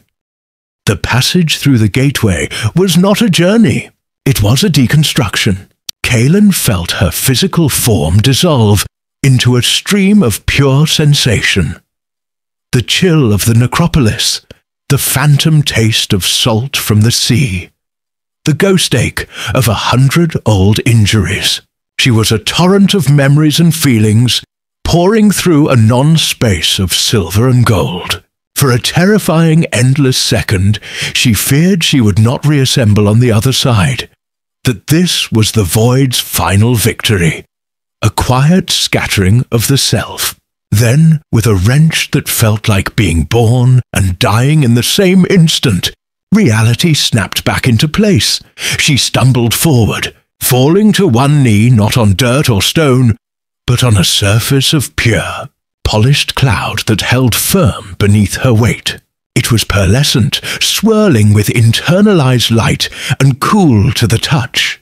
The air she gasped was thin and sharp, carrying no scent of earth or sea or life, only a sterile, metallic tang like the air after a lightning strike. When she looked up, the sheer, impossible scale of the place stole the breath she'd just regained. This was Olympus. But it was not the Olympus of a poet's dream. It was the Olympus of a dying empire. Vast structures of gleaming white marble and hammered gold rose into a sky that was not sky, but a dome of luminous, unchanging twilight. Bridges of woven light spanned chasms of silent, swirling mist. Waterfalls of liquid silver cascaded down mountainsides of polished obsidian. Their roar, a silent visual spectacle that produced no sound. It was a place of breathtaking, perfect and utterly sterile beauty. There were no birds, no insects, no wind. The light, which seemed to come from everywhere and nowhere at once, cast no shadows. It was a painter's masterpiece, locked under glass, beautiful to behold, but dead. And everywhere there were signs of a subtle, creeping weariness. The gold on a distant spire was tarnished at the edges. One of the light bridges flickered, its luminescence wavering like a failing lantern. The silver waterfalls seemed to flow with a certain languor, as if the mountain itself were tired. This was not a place of vibrant power. It was a monument to a power that had been. "The great Chalcidian gates," Hermes said, his voice different here.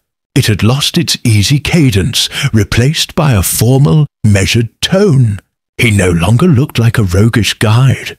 In the shadowless light of his home, he looked like a courtier returning to a tense and unforgiving court.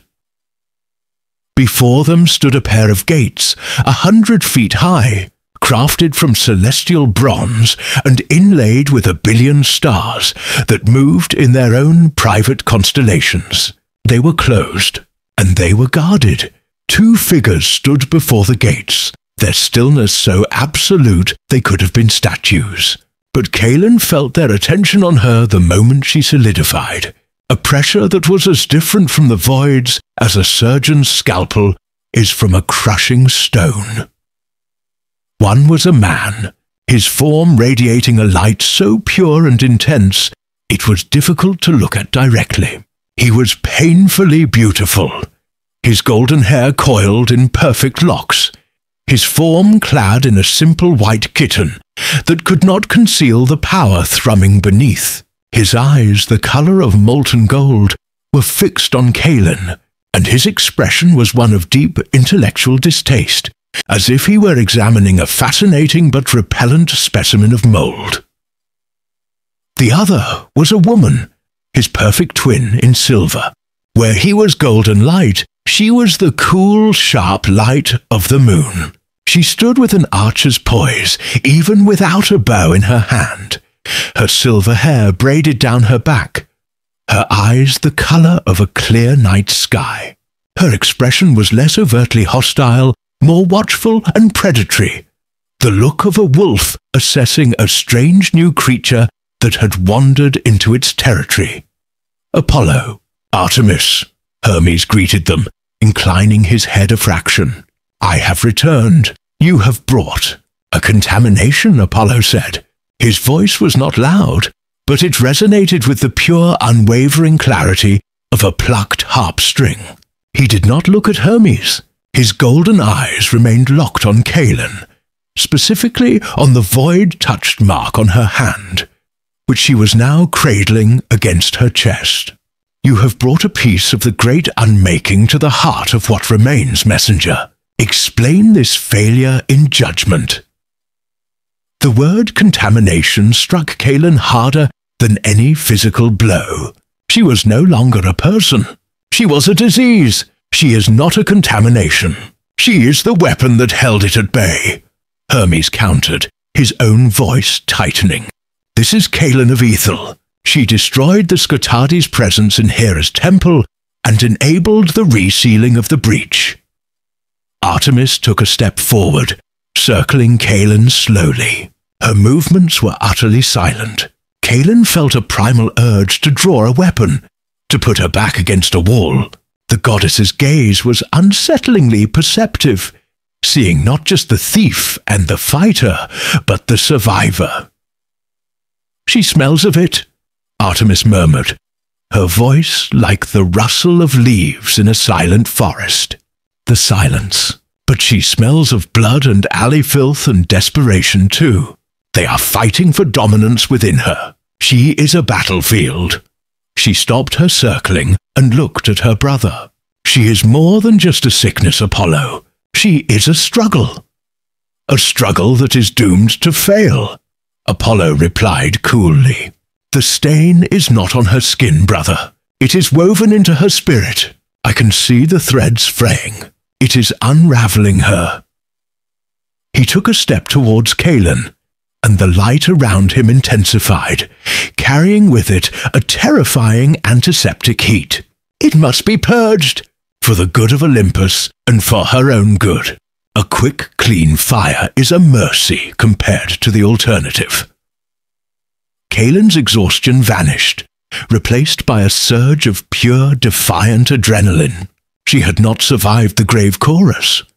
She had not climbed a god's corrupted face and sacrificed her most precious memory, just to be purged like a patch of mildew. She pushed herself to her feet, the spear a solid, reassuring weight in her good hand.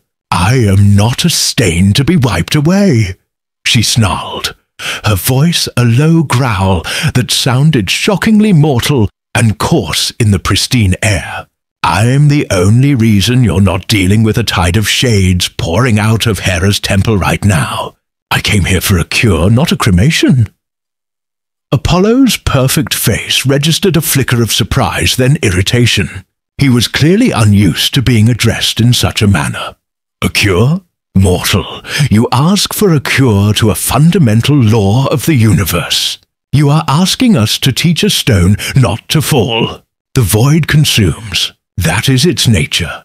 And you have invited it in." "I didn't invite it," Kaelin spat. "It was waiting for me, just like it's waiting for all of you, hiding in your pretty silent city while your power fades." A tense silence fell.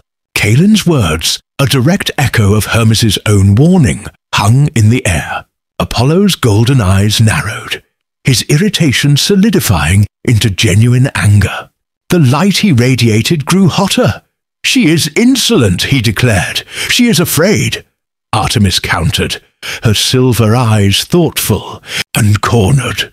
"You have ever been too quick to cauterize a wound, brother, when sometimes it simply needs to be cleaned." "And how would you clean this?" Apollo demanded, gesturing at Kaelin's marked hand. Her very memories are the fuel for her own dissolution. She is a candle burning from the wick out. Do you not feel it? As he spoke, Kaelin felt it too, a sudden dizzying wave of vertigo. The world tilted, and for a second, Apollo's form seemed to waver, his golden light turning a sickly, unfamiliar color. She blinked, trying to clear her head, and a word surfaced in her mind. Jaundice. A sallow, yellowing sickness. The word was familiar, but the context was gone. Why did she know it? Who had she known who was yellow?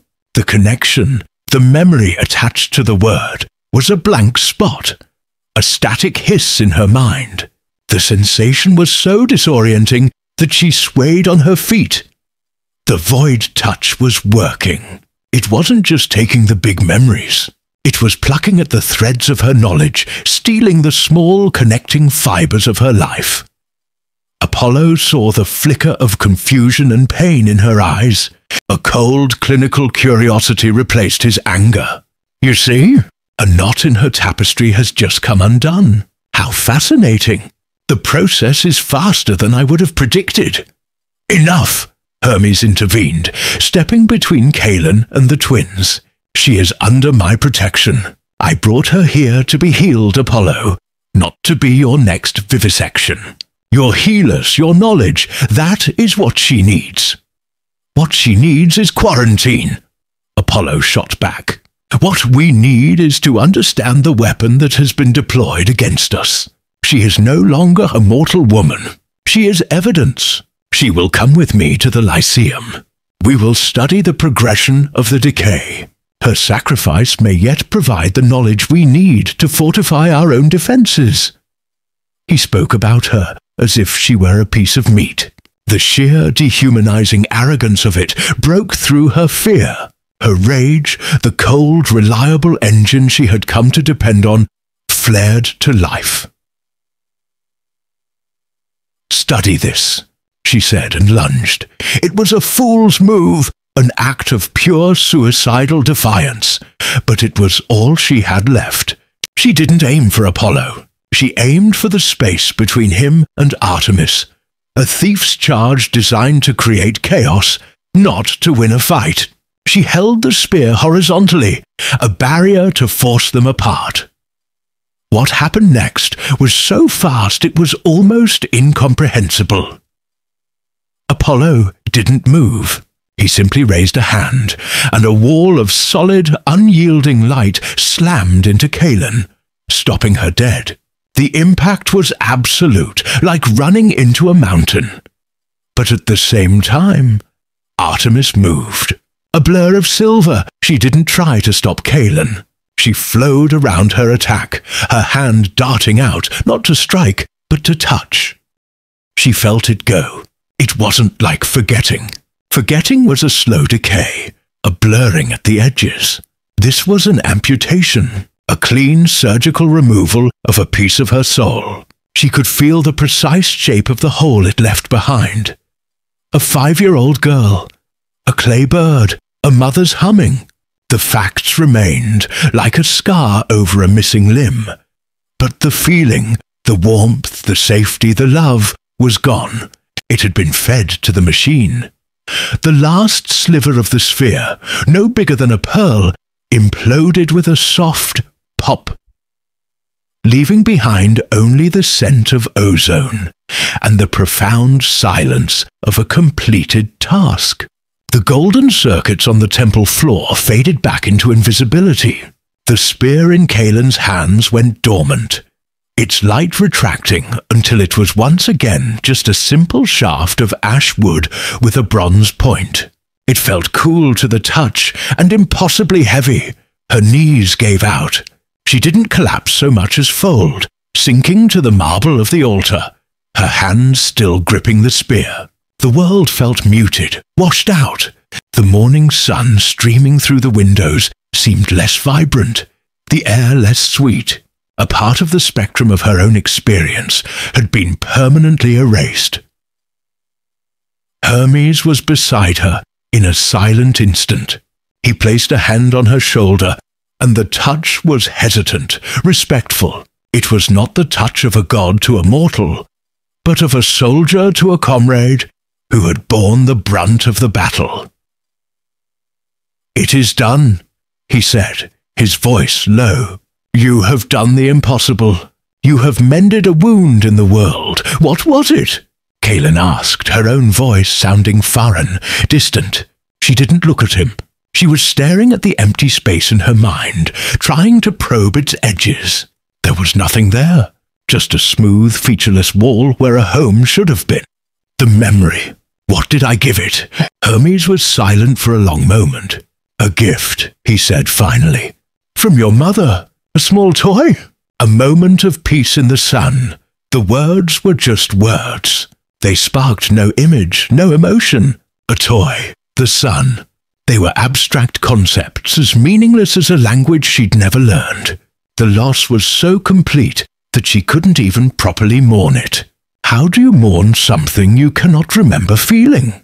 "It's just empty," she whispered, her gaze falling to the black web-like mark on her hand. It seemed darker now, more sharply defined against her pale skin. "That is the price of wielding creation," Hermes said gently. "But this," he gestured to the mark, his tone hardening, "is the cost of touching oblivion. We must deal with it. The seal will hold for a time, but it is a patch, not a cure. The pressure on the other side is immense, and that mark on your hand is a tiny leak. A connection." Kaelin finally looked up at him. The exhaustion was a physical weight, but beneath it, the cold, hard resolve she had forged in the catacombs was taking hold again. "It will spread," she stated. "It wasn't a question, like a frost," Hermes confirmed. "It will not kill you. It will unmake you, piece by piece, memory by memory. It will feed on your connections to the world until you are nothing but a hollow shell, an echo of a person, and then it will consume that echo too." She stared at the mark, at the intricate dead pattern on her own skin. This was the entity's final parting gift. A slow, quiet, personal erasure. It was a fate worse than any monster's claw or soldier's sword. Can it be stopped? I do not know, Hermes admitted, and the honesty in his voice was more frightening than any lie. The knowledge of such things has been lost, forgotten in an age of peace the gods grew too comfortable with. But if an answer exists, it will be on Olympus. Apollo's healers, Athena's lawmasters, Hephaestus's own knowledge of his creations. They are our only hope. He offered her a hand. We must go, now, before the rot takes deeper root. Kaelin took his hand and let him pull her to her feet. The spear felt like a part of her, a familiar weight. She looked around the restored temple one last time. It was beautiful, pristine, and utterly empty. A pristine tomb for a memory she could no longer access. Let's go, she said. The journey out of the necropolis was the reverse of her descent, but the world was transformed. The oppressive psychic silence was gone, replaced by the natural sounds of a place left to ruin. Wind whistled through the broken colonnades, and the scuttling of lizards echoed in the empty mausoleums. The sun was bright, chasing the last of the shadows from the corners of the tombs. It felt like waking from a long and terrible nightmare. They walked in silence for a time, Kaelin setting a grim, steady pace. She felt Hermes' eyes on her, studying her. You have questions, she said, not looking at him. I have witnessed a mortal woman face down a primordial truth and force it to yield, Hermes replied, his voice laced with an awe he no longer tried to conceal. I have many questions, but the most pressing is this. Who is the enemy we truly face? You're the god, Kaelin shot back, the words sharper than she intended. Shouldn't you know? We know his name, Erebus, the first shadow. The one who existed before the fates wove their first thread. He is not a god. He is a principle, an axiom of the universe. To him, creation, life, light, thought, love is not an opponent to be defeated, but a flaw to be corrected, a stain of complexity on the perfection of the absolute zero. They emerged from the gates of the necropolis onto the cliff path overlooking the sea. The dawn was breaking fully now, painting the horizon in strokes of orange and violet. The sight was breathtakingly beautiful, and Kaelin felt a pang of something, a ghost of an emotion, a sense of loss for a beauty she could no longer fully appreciate. Why now? She asked, her gaze fixed on the distant line where sea met sky. Why after all these centuries of silence? Because we are weak, Hermes said, his voice dropping. The gods draw their strength, their very reality, from the belief of mortals, from their prayers, their sacrifices, their stories. But the world has changed. Reason is a spreading flame. Philosophy, science, the quiet belief in the power of one's own hands, they are all laudable, but they leave less room for us. Our temples are less crowded. The sacrifices are smaller. The stories are fading into myth. We are becoming metaphors, and a metaphor cannot hold back the night. It clicked into place for Kaelin, a thief's cold, practical understanding of power dynamics. The gods were fading, and their ancient prisoner was testing the bars of its cage. So, you needed a mortal, she said. Someone who was still real, someone who could touch the world in a way you no longer can. We needed a fulcrum, and the spear needed a hand that understood both light and shadow. He stopped walking and turned to face her fully. Kaelin, I chose you because I saw a flicker of the Skotadi's essence in your soul, a remnant from that night in your childhood. I thought it would allow you to pass through their territory, to act as a key. I never imagined you would be able to seize control of it, to turn your own pain into a weapon. to use your grief as a lens. What you did in that chamber with the grave chorus, that was not the power of the spear. That was you. He was looking at her not as a tool, but as a terrifying unknown quantity. The gods had unleashed a force they did not understand, a mortal will, honed sharp by a lifetime of suffering, was a variable their divine equations had not accounted for. "What awaits me on Olympus?" she asked, her hand instinctively going to the void mark. "A hero's welcome? Or an execution for being contaminated?" Hermes' expression became guarded. "Olympus is a place of order, of rules. You are an anomaly, a mortal carrying a weapon of the gods and a wound from their greatest enemy.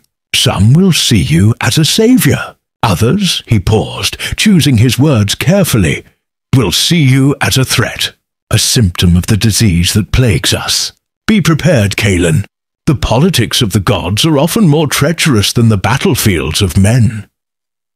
With a sigh, he raised a hand. The air before them shimmered, the light bending as if through intense heat. A gateway began to form, a swirling vortex of silver and gold that hummed with restrained power. "The paths between worlds are weak, but I have enough strength for this. It will take us to the gates." Kaelin took a deep breath, the salty air filling her lungs. She was about to step out of the world she knew, a world of gutters and alleys, of hunger and survival, and into a world of myth and fading glory. She was a thief, on her way to the home of kings, carrying a stolen spear and a wound that was eating her soul. She looked at her marked hand one last time, then clenched it into a fist. The hollowness inside her was a cold, hard fact, but so was the spear in her other hand. So was the rage that still simmered deep within her. The void had taken something precious, but it had left the anger, and anger, she knew, was a tool she could still use. "Let them see me," she said, and stepped into the light. Kaelin stared at the hole in the world. Her breath came in ragged gasps, her muscles screaming a protest that was distant and unimportant. All that mattered was the perfect silent sphere. It was the most terrifying thing she had ever seen. The shades had been monsters, the grave chorus a psychological torment, the corrupted statue a blasphemy. This was worse. This was the quiet, mathematical certainty of erasure. "It's not gone," she said, her voice a hollow rasp. The ringing in her ears was fading, replaced by a low, subaudible hum that seemed to emanate from the sphere, a vibration that promised to unstring the atoms of her body. "The vessel is broken," Hermes corrected, his form solid and real beside her in the new morning light. He did not look at her, his ancient eyes fixed on the anomaly. "But the essence remains. That is the core, the original wound that was bound beneath this temple. You have not killed the serpent, Kaelin. You have merely smashed its cage." The sphere's gravitational pull was becoming more noticeable. A loose gold coin, dropped by a priest centuries ago and lodged in a crack in the floor, skittered free and began a slow, accelerating slide towards the void. It did not fall into a pit.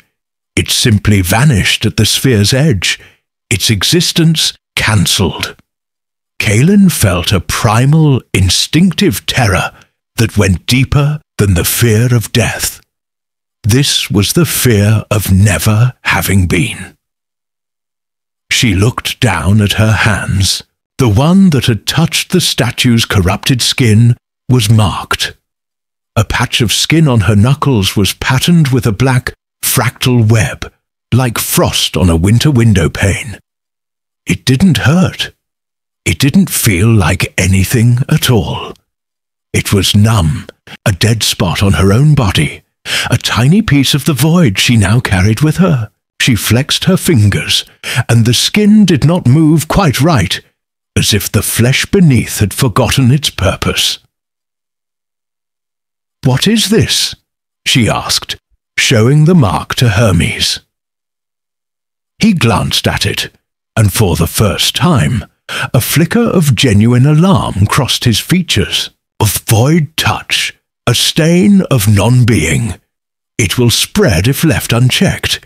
It feeds on chi connection, on the ties that bind flesh to spirit. Before she could process the horror of that, a deep groan echoed through the temple. Not from the void, but from the temple itself. The massive marble blocks of the floor around the sphere were beginning to shift, hairline cracks appearing between them. The mortar that had held them for 1,000 years was turning to dust, its chemical bonds methodically unraveled by the sphere's proximity. The foundation of the world's most stable point was coming apart. "We cannot fight it," Hermes said, his voice urgent. "It has no mind to attack, no substance to strike. It is a drain down, which all reality will eventually pour. We must reseal it." "With what? The statue is a pile of dust." Kaelin gestured with the spear, its golden light seeming fragile and thin against the absolute negation of the sphere. On instinct, she thrust the spear's point towards the void. The light stretched, touching the edge of the sphere, and was simply truncated. It did not illuminate, it did not push back. It just stopped, as if hitting a wall that was also a hole. The statue was only the lock, Hermes said, his eyes scanning the sanctum, the altar, the floor. He was looking for something, a pattern she couldn't see. Hera's cage was a masterpiece of conceptual engineering.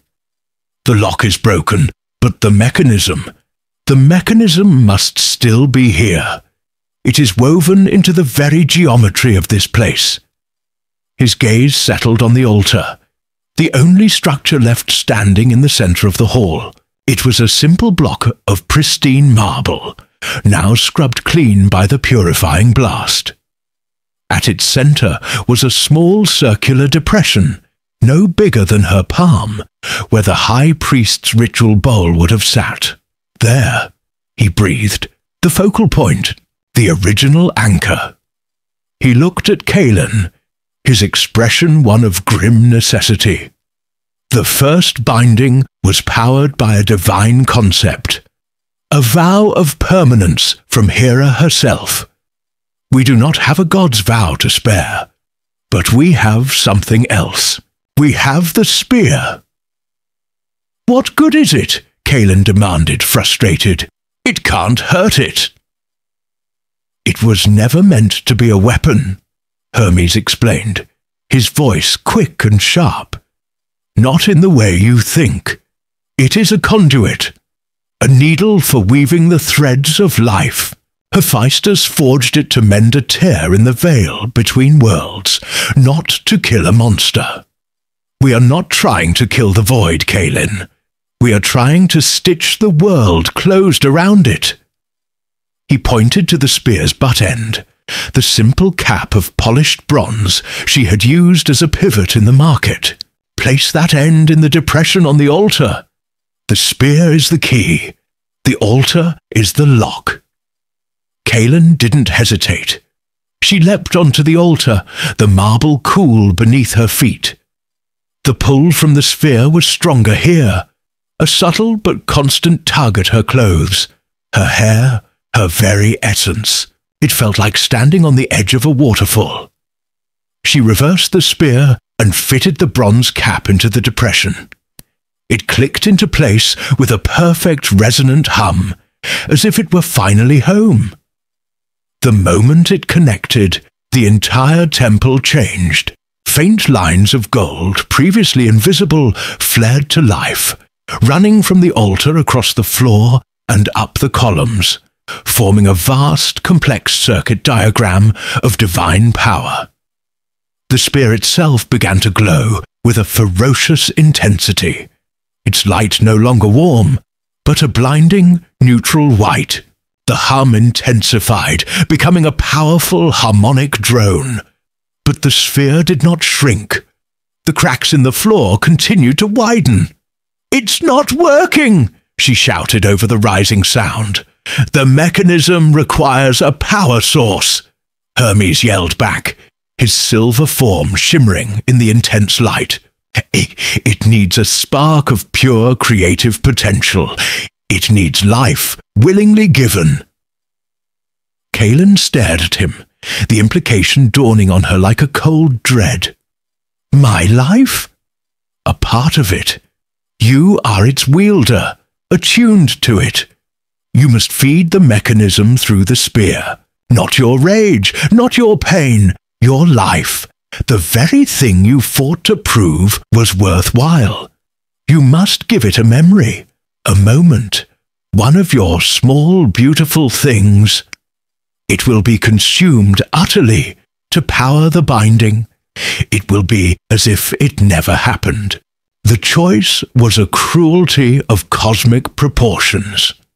To save the world, she had to sacrifice a piece of the very reason she was saving it." Her mind raced, sifting through the grime and struggle of her existence for a memory pure enough, strong enough, to fuel a miracle. The taste of a stolen honey cake? The warmth of the sun on her face after a week in the sewers? They felt too small, too fleeting. Then she remembered. A memory she hadn't allowed herself to touch for years. A memory she had walled off because it hurt too much. She was 5 years old. Her mother, not yet sick, had saved for a month to buy a small painted clay bird from a travelling merchant. She had placed it in Kaelin's hands, and they had sat on the steps of their tenement in the setting sun. Her mother had hummed a simple, tuneless song, and for a few perfect crystalline moments, Kaelin had felt completely, utterly safe. She had not been a thief, or an orphan, or a survivor. She had been a child, loved. It was the most precious thing she owned. It was the foundation of the person she was, and the void demanded it. Give it nothing. A thought whispered in her mind, a final seductive echo of the entity. It was not a voice, but a cold certainty rising from the void-touched mark on her hand. It is all you have. Let the world break. You will have your peace. Kaelin looked at the sphere, then at the golden circuit spreading across the temple floor. She thought of the stevedore, who had deserved the taste of wine after his day's work. She thought of the baker's wife, who had deserved the satisfaction of a perfect loaf. She thought of the child, who had deserved more than a wooden horse and an early grave. Her choice was not for the gods. It was not for Hermes. It was for them.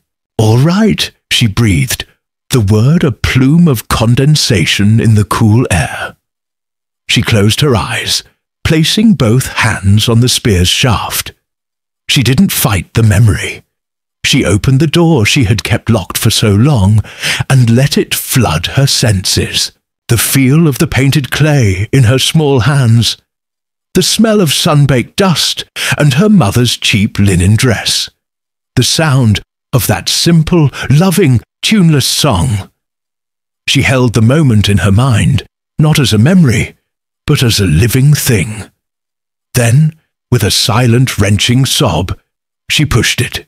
She pushed it down through her arms into the wood of the spear and offered it to the mechanism. The spear flared. The drone of the temple rose an octave, becoming a beautiful, piercing song of creation. The golden circuits on the floor blazed with the light of 1,000 suns. and from the edges of the sphere of absence, the world began to grow back. It was not an explosion, but a quiet, inexorable closing. The hole in reality was not being filled, it was being stitched shut. Threads of pure light, woven from the fabric of Kaelin's sacrificed memory, shot out from the spear, from the altar, from the golden grid on the floor. They pierced the edges of the void and pulled, drawing the disparate sides of reality together like a cosmic suture.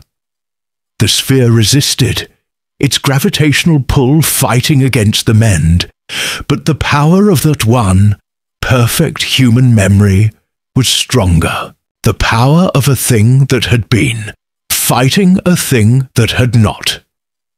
The sphere shrank. From the size of a man to the size of a shield, then a fist, then a coin. With each reduction in size, the pull lessened. The groaning of the temple subsided. Kaelin felt a profound aching emptiness spread through her, a hollowness in her soul where the memory of her mother's song had been. She knew something was gone. The marble floor seemed to fight her, the stone itself becoming soft and yielding like thick mud, trying to suck her down with every step. The grasping hands of the echoes were relentless, their touch not violent, but imbued with a chilling, sorrowful strength. They didn't tear at her clothes, they clung, their collective weight a physical manifestation of their despair. A spectral fisherman, his face a web of sun-etched lines, latched onto the spear shaft, his ghostly tears sizzling where they touched the glowing wood. "The sea is so quiet now," he pleaded. "No more storms!" Kaelin gritted her teeth, her muscles screaming in protest. She wasn't just pushing through bodies. She was fighting an idea, an entire city's worth of resignation. For every step she took forward, she felt the drag of 1,000 lifetimes of quiet suffering pulling her back. The air thickened, turning heavy and viscous, filled with the dust of their faded memories. "You drag them back to the fire." The voice from the statue boomed, the cold logic now tinged with an unnerving resonance, the first hint of a discordant anger. "You are the cruel one, the torturer who offers a false dawn." The temple itself responded to the entity's growing fury. The warped marble columns groaned, shedding dust and chips of stone as they began to writhe, their slow inward curve accelerating. The black tar-like tears weeping from the petrified priests on the walls began to move with purpose, slithering down their stone robes to pool on the floor, forming grasping, multi-fingered pseudopods that clawed at her ankles, trying to trip her, to hold her. She stumbled, the spear's light dipping violently, and for a heart-stopping moment, the golden bubble of reality around her shrank, and the absolute, devouring blackness of the temple rushed in. But the warmth in her hands was a constant. The spear was no longer just a weapon, it was an anchor, a physical manifestation of her own stubborn will to exist.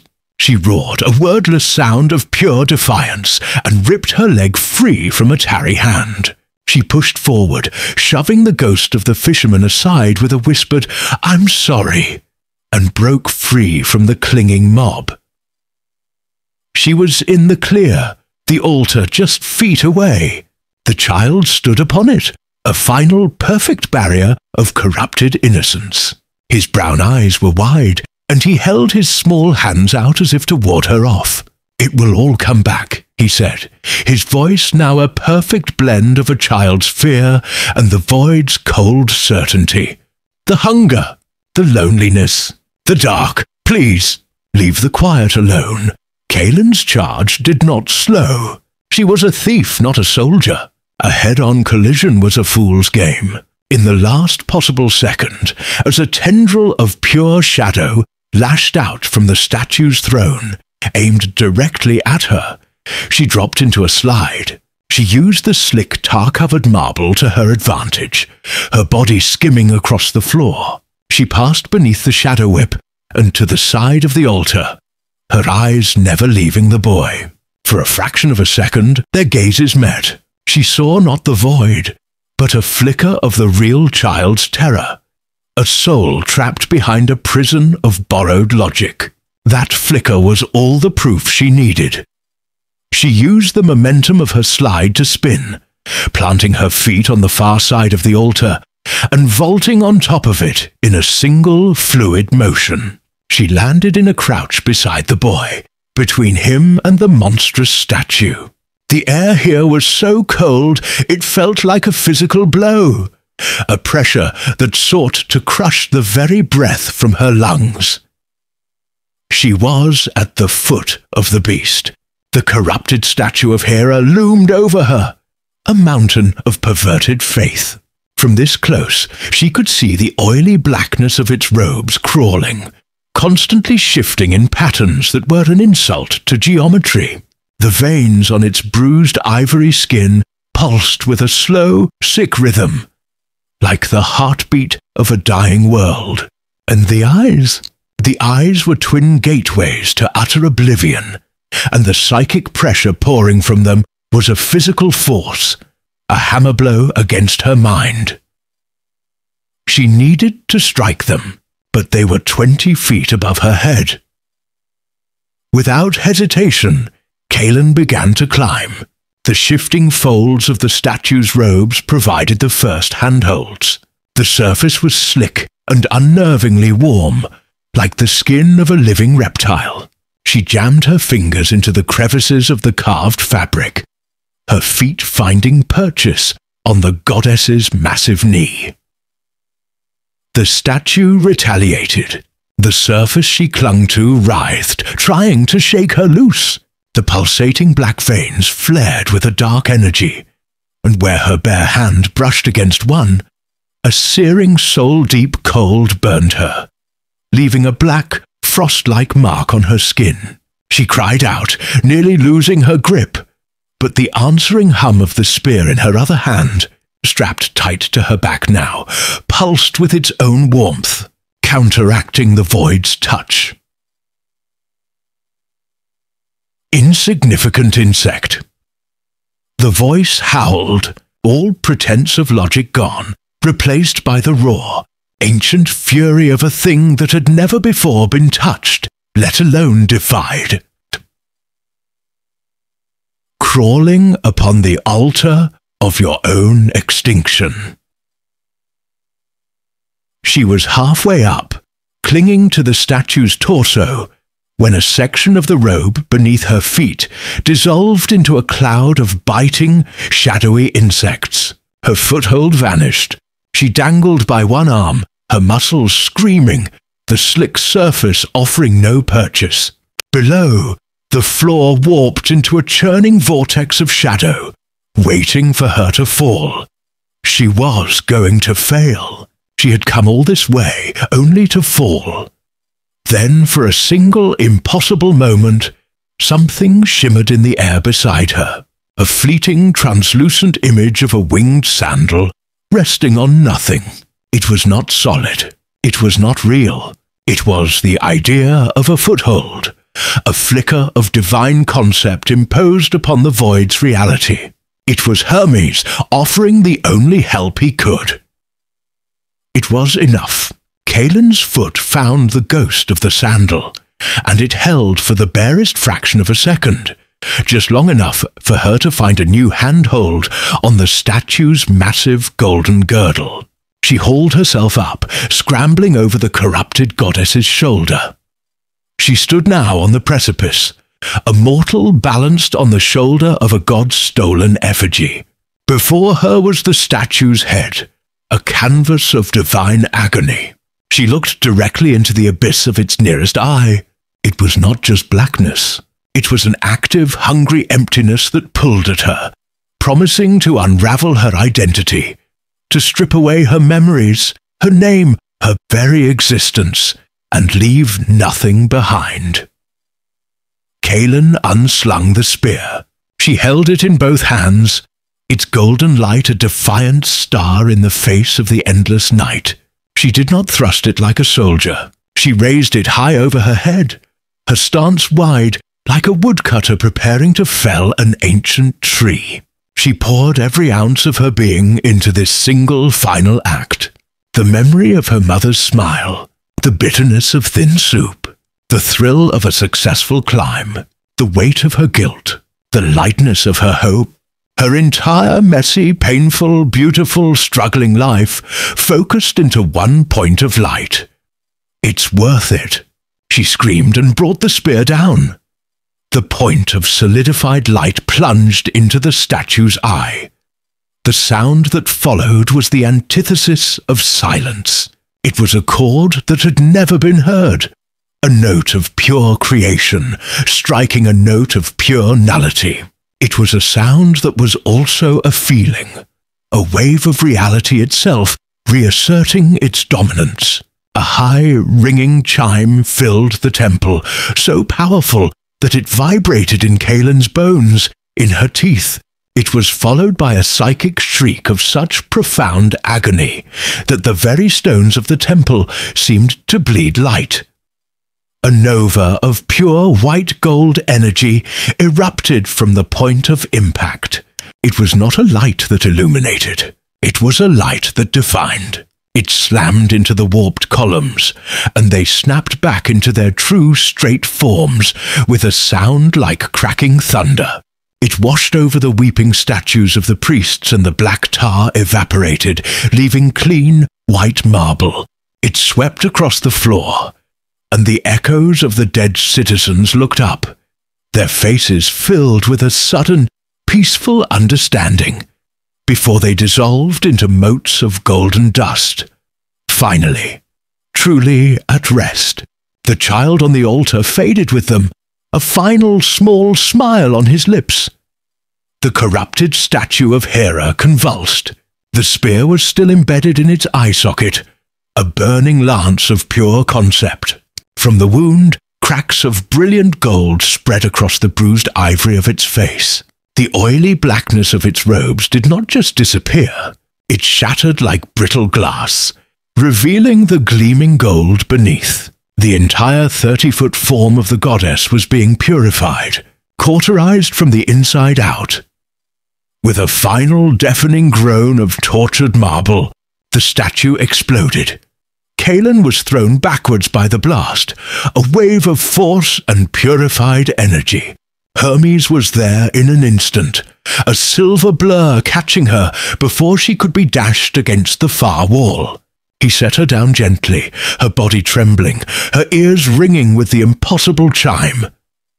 The temple was whole again. The pre-dawn light, which had been held at bay, now streamed through the high windows, illuminating a hall of pristine marble columns and dust motes dancing in the air. The oppressive cold was gone, replaced by the cool air of the morning. But the fight was not over. Where the statue had stood, there was now a void, not a space filled with darkness, but a perfect sphere of absence. It was about the size of a man, a hole in the fabric of the world, a non-place that bent the light of the new day around its edges. It emitted no sound, no energy, but its presence was a terrifying vortex. Loose stones and dust from the floor were being pulled towards it, accelerating as they got closer until they simply ceased to be at the edge of its event horizon. It did not form a single monstrous shape. Instead, the darkness flowed down from the statue's eyes like twin rivers of ink, pooling on the floor before the altar.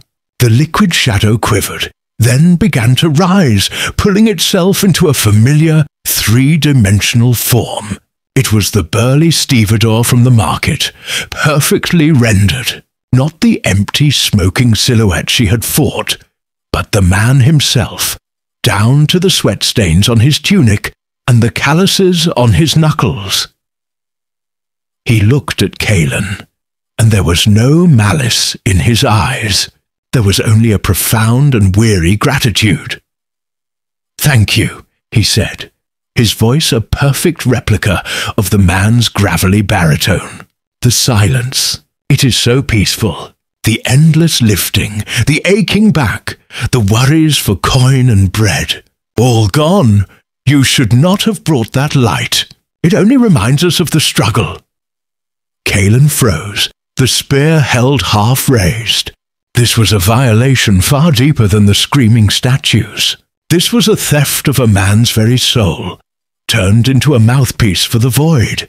You are not him, she growled. But her voice lacked conviction. The replica was too perfect. I am his memory, the stevedore thing corrected gently. I am his truth, and his truth is that he was tired. We are all so very tired.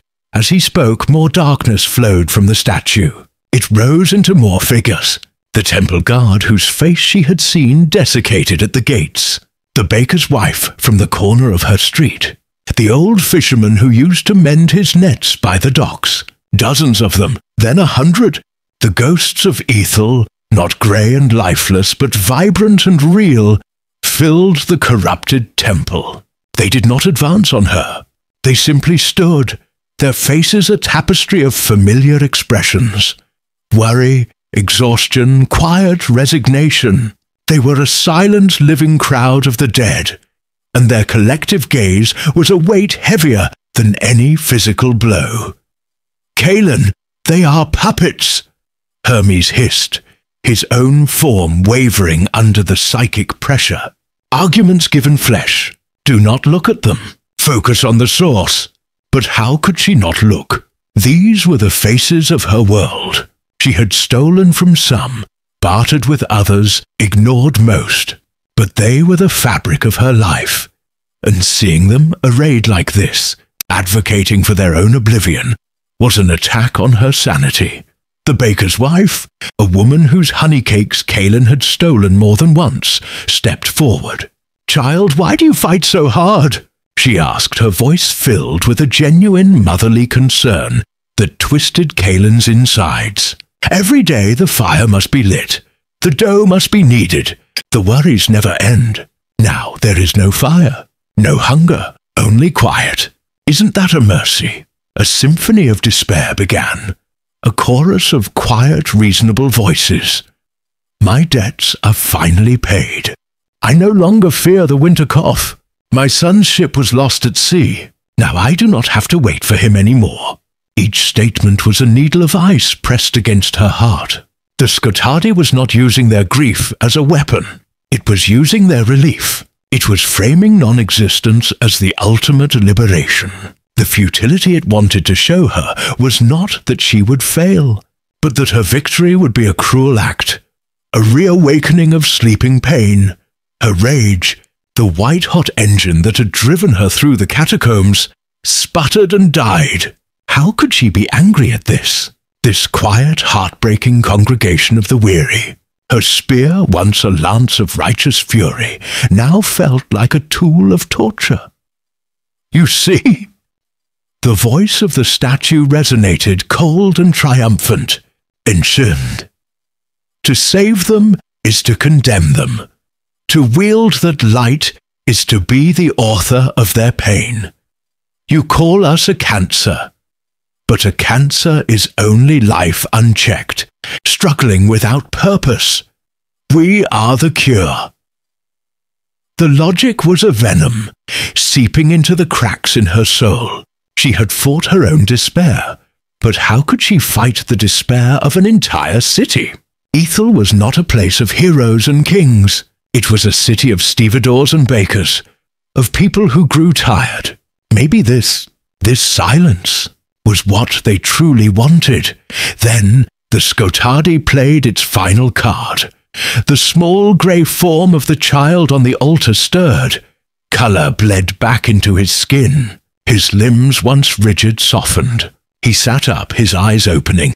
They were not voids of blackness, but the clear, innocent brown eyes of a living boy. He looked not at the statue, but directly at Kaelin, at the spear. He didn't look afraid. He looked confused. "It's so bright," he said, his small voice cutting through the whispers of the crowd. He squinted, raising a hand to shield his eyes from the spear's glow. It makes everything loud again. Why did you turn the light back on? The quiet was so nice. That broke her. The spear tip dipped towards the floor. The golden light wavered, shrinking. Her shoulders slumped.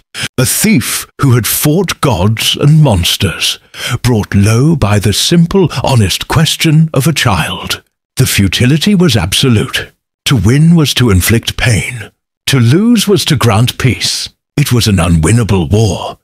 She looked at the child and at the faces of the crowd. She saw her mother in their weary eyes. She saw herself, and the voice of the void was right.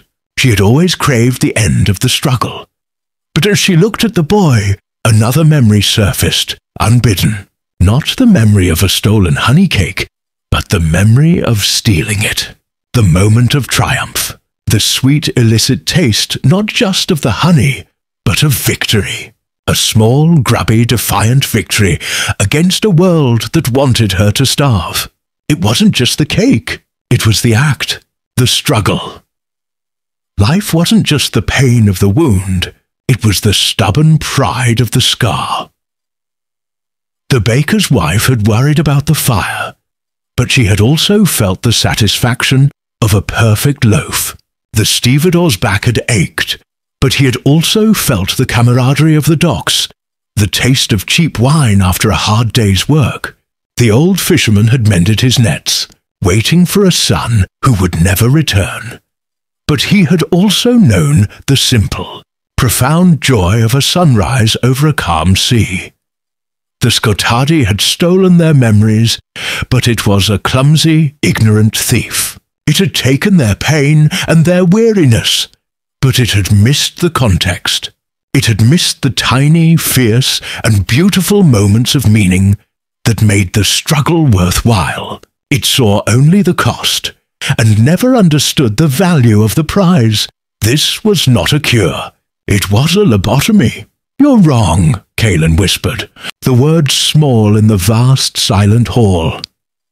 She looked up, not at the crowd, but past them at the monstrous, enthroned statue. "You talk of peace and silence," she said, her voice growing stronger, clearer. "But you don't offer peace. You offer nothing. An empty room, a blank page. You say life is a struggle, and you're right. But you think that's a weakness. It's not. It's the entire point." She raised the spear again. The light did not flare with rage this time. It bloomed a steady, warm, and utterly defiant gold. It was not the light of a lightning strike, but the relentless, patient light of the rising sun. "We don't just fight to survive," she declared, her voice ringing with a certainty that was not born of divine purpose, but of a thief's hard-earned philosophy. "We fight for the taste of wine, for a child's laugh, for a song sung off-key in a tavern, for the hope of a vineyard in Naxos. We fight for the small, stupid, beautiful things. You can't understand that, because you've never created anything. You've only ever erased." The child on the altar tilted his head. "But it hurts," he said, his voice now laced with the cold, logical emptiness of the void. "Yes," Kaelin said, her eyes locking with his, though she knew she was speaking to the thing controlling him. "It hurts, and it's worth it." Without another word, she charged. The crowd of echoes did not try to attack her. They did something worse. They reached for her. Their hands, corporeal and warm, grasped at her arms, her shoulders. The stevedore put a heavy hand on her pack, his face a mask of pleading. "Don't. Let us rest." The baker's wife tried to embrace her, her touch a phantom memory of warmth. "Please, child, it's better this way." It was a gauntlet of pity, a clinging mire of compassion. Every touch was a memory, every face a silent accusation. They were not trying to stop her with force, but to drown her in their collective weary desire for oblivion. For a moment she faltered, her feet dragging on the marble as their weight bore down on her. Then she heard Hermes' voice, no longer weak, but sharp and clear, right beside her ear. "They are anchors to a sinking ship, Kaelin. You are not saving them. You are saving their chance. The possibility. Do not let them drag you down into their peace." His words were the final piece of clarity she needed. She wasn't fighting for what they were, but for what they could be again. With a raw-throated cry that was part fury, part grief, and part defiant hope, she lowered her shoulder and pushed. She broke through their grasping hands, shoving aside the ghosts of her own city. She did not look at their faces. She looked only at her target, the colossal, corrupted statue of the goddess, the source, the heart of the silence. She ran, the spear held before her like the prow of a ship, cleaving a single golden path through an ocean of despair. The upward tunnel was blessedly short. It ended in a perfectly square section of the ceiling, crafted from a single massive slab of limestone, sealed with ancient, complex bronze gears. It was a priest's door, meant to be opened from the other side, a dead end for anyone but a thief. "A masterwork of the Second Age," Hermes said, his voice echoing slightly in the confined space. "Impenetrable." Kaelin didn't answer. She handed him the spear, and the small space was plunged into a relative darkness, illuminated only by the faint silver of his skin, and the faint gold that now seemed permanently infused in hers. She ran her raw fingertips over the seams of the door, feeling for the subtle tells of the mechanism within. She found them, a series of minuscule pressure plates, disguised as natural imperfections in the stone. "Before they became gods of grand pronouncements," she muttered, pressing the plates in a sequence that was part memory of similar locks and part pure intuition. They must have understood the value of a quiet back door. There was a soft, grinding hiss of sand and a deep, resonant clunk as the ancient gears disengaged for the first time in centuries. The heavy slab of stone lifted a few inches, allowing a sliver of the world above to intrude. It was not light that spilled through the gap, but a profound and utter blackness, a slice of void that seemed to suck the very air from the tunnel. With it came a sound, a low guttural chanting that was a blasphemous mimicry of a sacred hymn. Kaelin took the spear back from Hermes. Its light returned, a defiant gold against the encroaching dark. "What is that sound?" "The temple." "Remembers," Hermes said, his expression grim. "The Skotadi is not just occupying it, it is animating its memory. It is playing with the echoes of devotion left in the stones." He paused, his gaze fixed on the sliver of darkness. "Kaelin, what you are about to face is not like the others. The shades were soldiers. The grave chorus was a trap. This is a piece of the original silence, the thing that existed before the gods themselves lit the first star. It was bound here, beneath Hera's temple, for a reason." "Why here?" she asked, her knuckles white around the spear's shaft. "Hera is the goddess of vows, of permanence, of the bonds that hold society together. Her temple is a bastion of order and meaning. There is no greater insult to the void, no more potent cage for it, than a place built to celebrate the connections that give life purpose." It made a terrible kind of sense. The darkness didn't just want to destroy, it wanted to mock. It wanted to turn the holiest of places into the heart of its desolation. Together, they pushed the heavy stone slab aside and climbed out into the temple of Hera. The word temple no longer applied. The grand marble hall was still recognizable, but its reality had been stretched thin, like parchment held over a flame. The towering columns of Parian marble did not stand straight, but seemed to curve inwards, as if perpetually on the verge of collapsing into the center of the room. The air was cold, but it was a dry, static cold that felt like the space between stars, a cold that promised absolute zero. And the light, there was no light, not even from the spear. The golden radiance extended only a few feet from Kaelin, where it was not blocked, but simply consumed. Beyond that small bubble of reality, there was only a perfect light-devouring blackness. The chanting was louder here, a chorus of deep, resonant voices that seemed to come from the marble itself. It was the sound of 1,000 monks, but the words were the dead language of the Skotadi, and the melody was a dirge for a dying universe. Worse than the architecture, worse than the cold, were the statues. Niches that had once held heroic figures of myth now held the grey, desiccated husks of the temple's priests and priestesses. They had not been merely drained. They had been turned into art. They were frozen in attitudes of prayer, their hands clasped, their heads bowed. But their faces were lifted, their mouths open in silent eternal screams. And from their empty eye sockets, a thick, black, tar-like substance wept, carving slow, glistening paths down their petrified cheeks.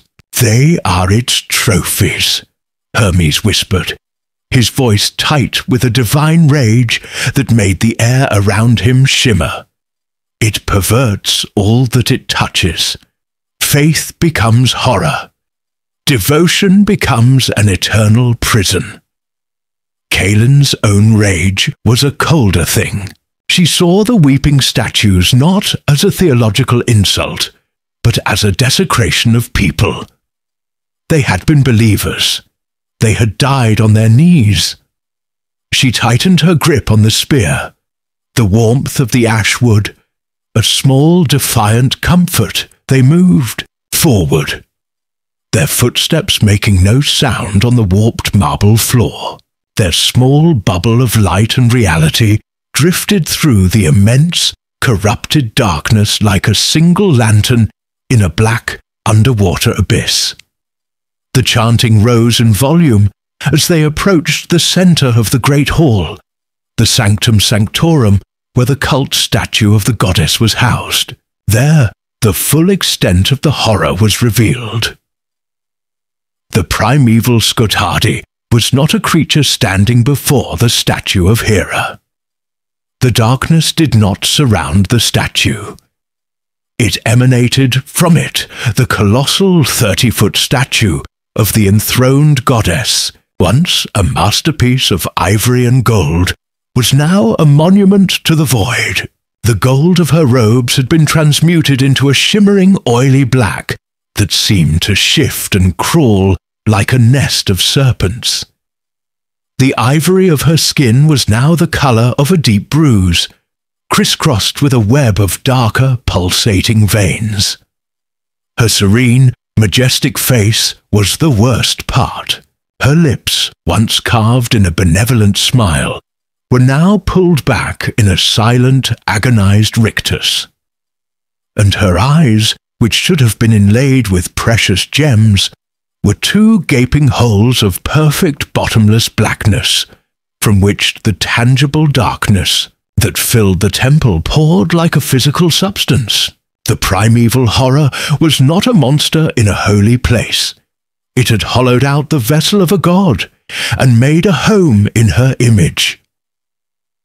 At the foot of the corrupted statue, a single tendril of solid shadow, thicker and more real than any Kaelin had seen, snaked down from the throne.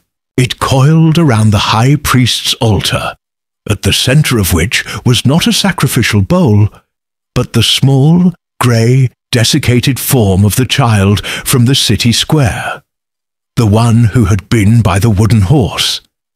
His form was undisturbed, placed with a chilling, deliberate care, an offering to the newly crowned queen of the night. That was the sight that finally broke through Kaelin's cold resolve. The rage was no longer a banked coal. It was a white-hot inferno. As if sensing the shift in her, the chanting stopped. An absolute silence fell over the temple, so profound that Kaelin could hear the blood pounding in her own ears. The two black holes that were the statue's eyes seemed to focus, to fix upon her. And then a voice spoke. It did not echo in her mind like the grave chorus. It was a real, physical sound, yet it seemed to come from everywhere at once. It was a voice of immense antiquity, as cold and empty as the space between galaxies, and it held not a trace of emotion. It spoke not with malice or anger, but with the simple, irrefutable authority of a fundamental law of physics. The light brings a thief, the voice stated, a broken thing to guard a broken world. The statue's head tilted, a slow, grinding movement of corrupted ivory. The blackness pouring from its eyes intensified. We know you. The stain upon your soul is a familiar savor. You have touched our sibling. You have carried a piece of us within you. You are already ours. I am nothing of yours, Kaelin spat, raising the spear. Its light flared, pushing back the encroaching darkness by another precious foot. Are you not? The voice resonated, the marble floor vibrating with its power. You desire silence. You covet the end of struggle. You yearn for a world without pain. We are the answer to every prayer you have ever whispered in the dark. We are the final piece. Your rage is merely the fear of your own deepest desire. A wave of pure nihilistic despair washed out from the statue, a force far more potent than the grave chorus's sorrow. It was not a feeling of sadness, but a feeling of utter pointlessness. It was the chilling intellectual certainty that all effort was futile, that all life was a brief, meaningless flicker in an infinite, indifferent darkness, and that the only logical act was to cease. Hermes staggered, his divine form flickering like a faulty lantern. It's the truth of the void, he choked out, his hand pressed to his temple. The logic of non-existence. Don't listen to its reasoning. But Kaelin was barely listening. Her eyes were fixed on the small grey form on the altar. The child. That was the only truth that mattered. The entity's words were just noise, the meaningless sophistry of a killer trying to justify its crimes. You talk of peace, Kaelin said, her voice low and shaking with fury. She took a step forward, then another, planting her feet on the corrupted marble. The spear hummed in her hands, a resonant chord of defiance against the void's silent logic. You put a dead child on an altar, and you talk of an end to pain. You are not peace, you are a cancer, and I am the knife. The entity seemed to consider this. The statue was still. The oppressive psychic pressure lessened for a moment. A knife that cuts itself. The voice replied, its tone unchanging. Your light is forged from life. Ours is the strength of the endless nothing. You cannot unmake what is eternal, but we can show you the futility of your struggle. The darkness pouring from the statue's eyes coalesced. It did not form a shade or a shifting mass. The weight of the spear was the weight of every failure, every stolen crust of bread that wasn't enough, every cold night spent shivering in the rain. It was the weight of a life she had only ever wanted to escape. Kaelin's knees buckled. She fell to the stone floor, the spear's butt end clattering against the rock. The light, her only shield, shrank to a fragile, guttering glow, no brighter than a dying candle.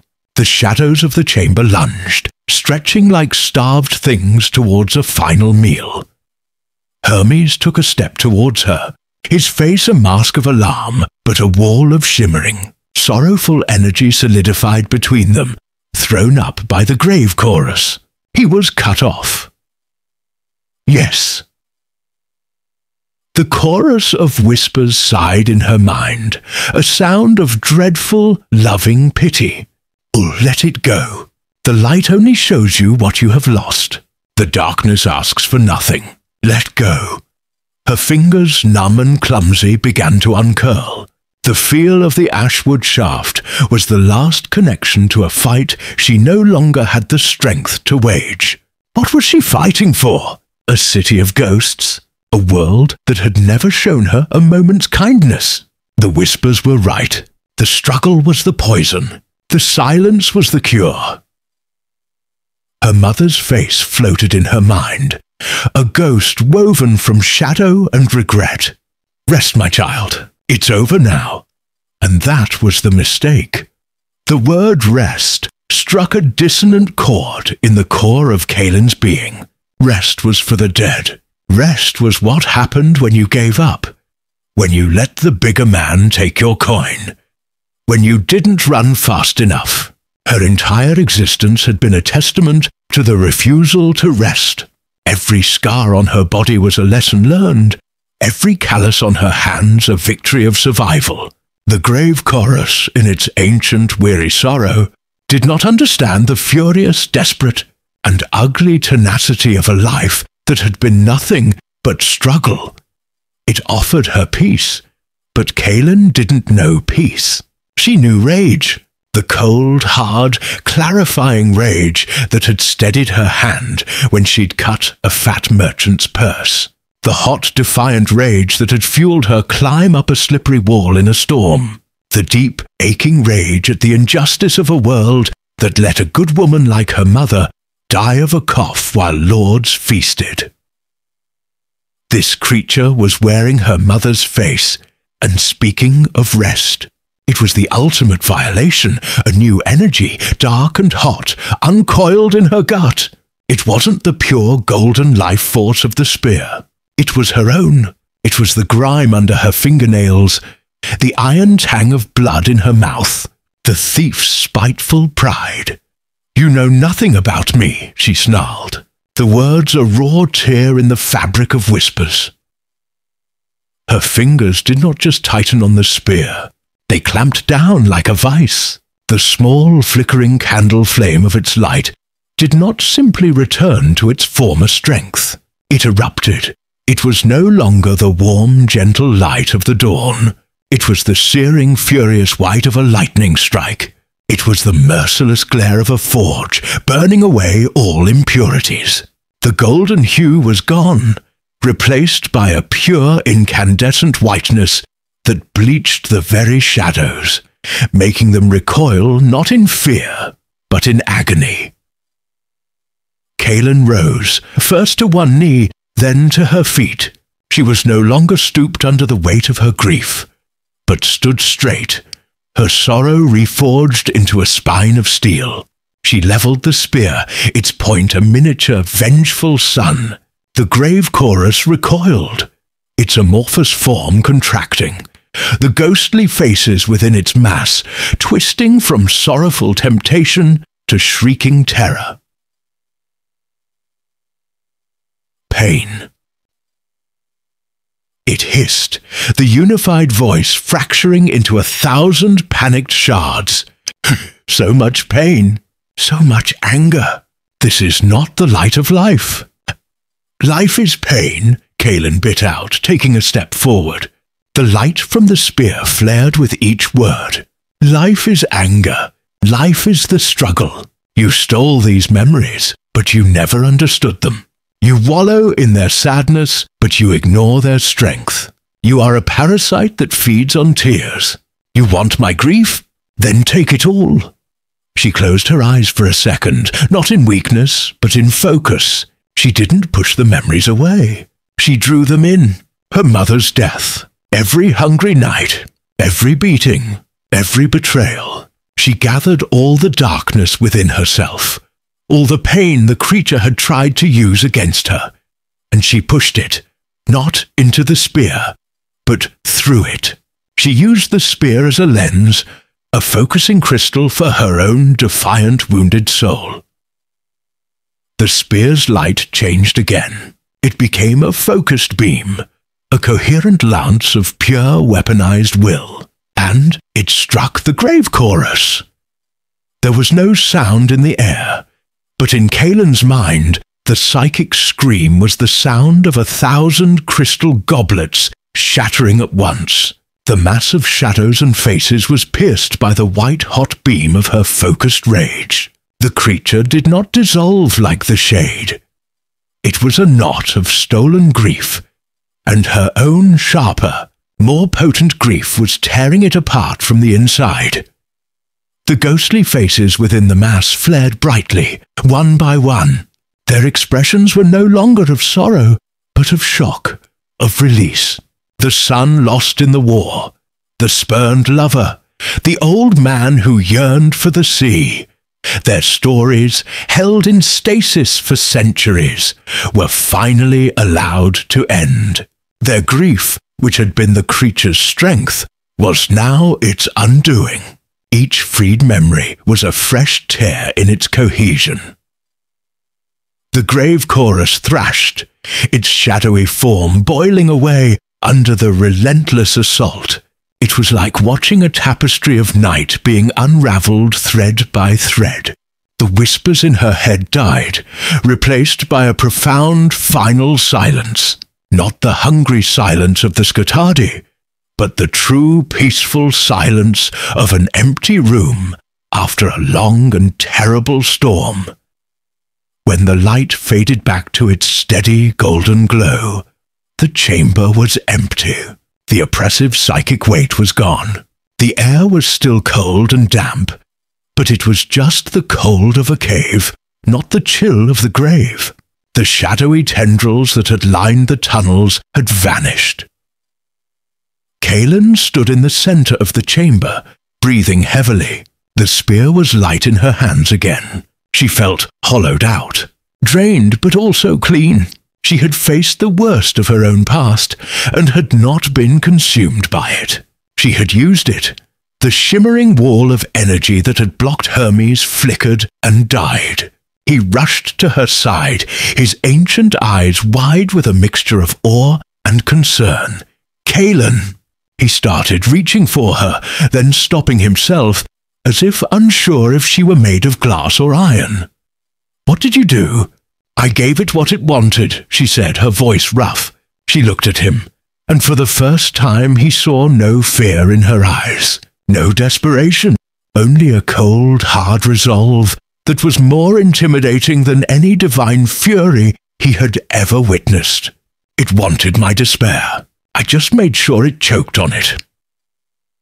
Hermes was silent for a long moment, simply studying her. He had chosen her for her connection to the shadow, for her thief's skills. He had not anticipated this. He had not anticipated the sheer, unyielding force of a mortal will that had been tempered in the fires of a truly wretched life. It was a power the gods, in their eternal comfort, had long forgotten. "The path to the temple should be clear now," he said finally, his voice imbued with a new level of respect. "That thing was the heart of the darkness in this place. By destroying it, you've broken their hold on the necropolis." Kaelin nodded, her gaze already turning towards the tunnel that led upwards, towards the temple. There was no triumph in her posture, only a grim sense of purpose.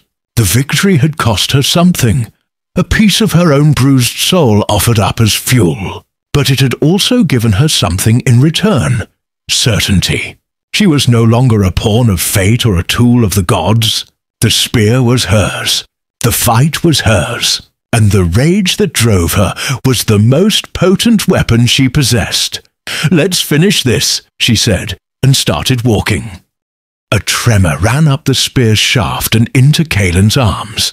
A faint, sympathetic vibration that faded as the last of the shade's essence dissipated. The psychic scream, however, left a residue, a phantom ringing in the back of her mind that was far worse than any sound. It was the echo of an identity being annihilated. "So that's what it feels like," she murmured, her voice thin. She looked at Hermes, who had approached cautiously, his eyes on the empty space where the shade had been. "To unmake something." "You did not unmake the man," Hermes corrected, his tone gentler than she expected. "He was already gone, his spirit consumed. You unmade the cage that was built from his stolen memories. You set the echoes free. It was a comforting lie, perhaps. Or perhaps it was the truth. In this new, terrifying world, the distinction was becoming increasingly blurred. Kaelin chose to believe him, because the alternative was a weight she could not afford to carry. She straightened, the fatigue in her muscles a dull, heavy ache. The brief, cold pride she'd felt in the forge was gone, replaced by a grim understanding of her task. This wasn't a fight. It was an extermination. "There will be more," she stated, looking towards the looming silhouette of the temple Acropolis. "Many more," Hermes affirmed. "They will be drawn to the spear's light. We are now the brightest candle in a city of moths." His analogy proved terrifyingly accurate. As they left the relative shelter of the fish market and approached the wide colonnaded boulevard that led to the temple steps, they saw them. At first, it was just a thickening of the shadows at the far end of the street.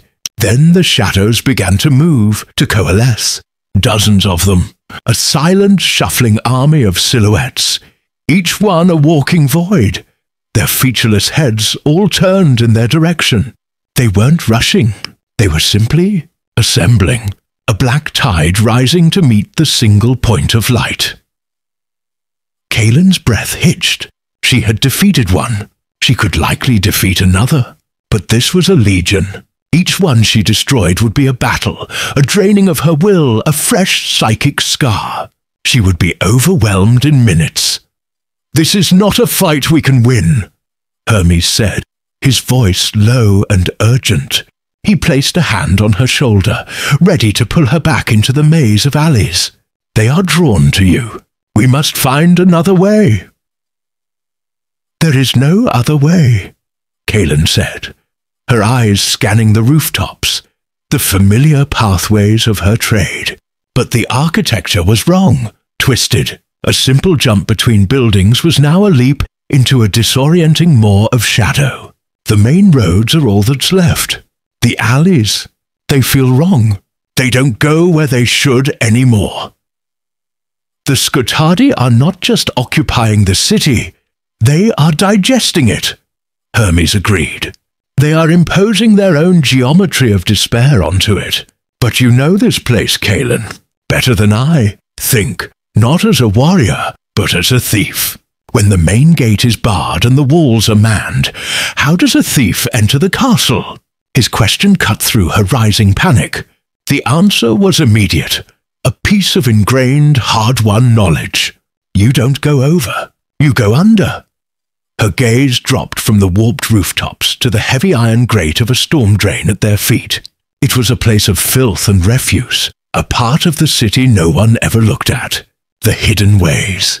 The underbelly. There's the necropolis, she said, thinking aloud. The old city catacombs. The network runs from the potter's field all the way to the base of the Acropolis. The priests use a sealed entrance within the temple grounds to enter the most honored dead. It's a straight path, dark but straight. Hermes considered this, his ancient eyes looking at the ground as if he could see the tunnels beneath. A place of the dead. It will be thick with despair, a natural habitat for them. But it is a path the primeval one would not expect. It is focused on the world of the living, the world of light it wishes to consume. It may have neglected its foundations. It's our only chance, Kaelin said with finality. She gave the silent gathering army one last look, then turned her back on them and plunged into the nearest side street, Hermes a silver flicker at her side. The entrance to the necropolis was in the city's oldest district, a crumbling slum where the buildings leaned against each other for support. It was not a grand mausoleum, but a simple stone archway set into the hillside, its heavy stone door shattered inwards. A wave of cold, stagnant air, heavy with the scent of damp earth, ancient stone, and a deeper, more profound sorrow washed over them. The whispers were stronger here, a constant overlapping murmur of forgotten names and faded regrets. Kaelin held the spear forward. Its light pierced the oppressive gloom, illuminating a steep flight of stone steps descending into the earth. The light seemed different here. In the open air, it had been a brilliant, defiant beacon. Down here in the suffocating, close-packed darkness, it seemed smaller, more intimate, casting long, dancing shadows that writhed like living things. "Stay close," she whispered, as much to herself as to Hermes. She started down the steps, one hand on the damp, mossy wall, the spear held tight in the other. The catacombs were a claustrophobic warren of hand-carved tunnels.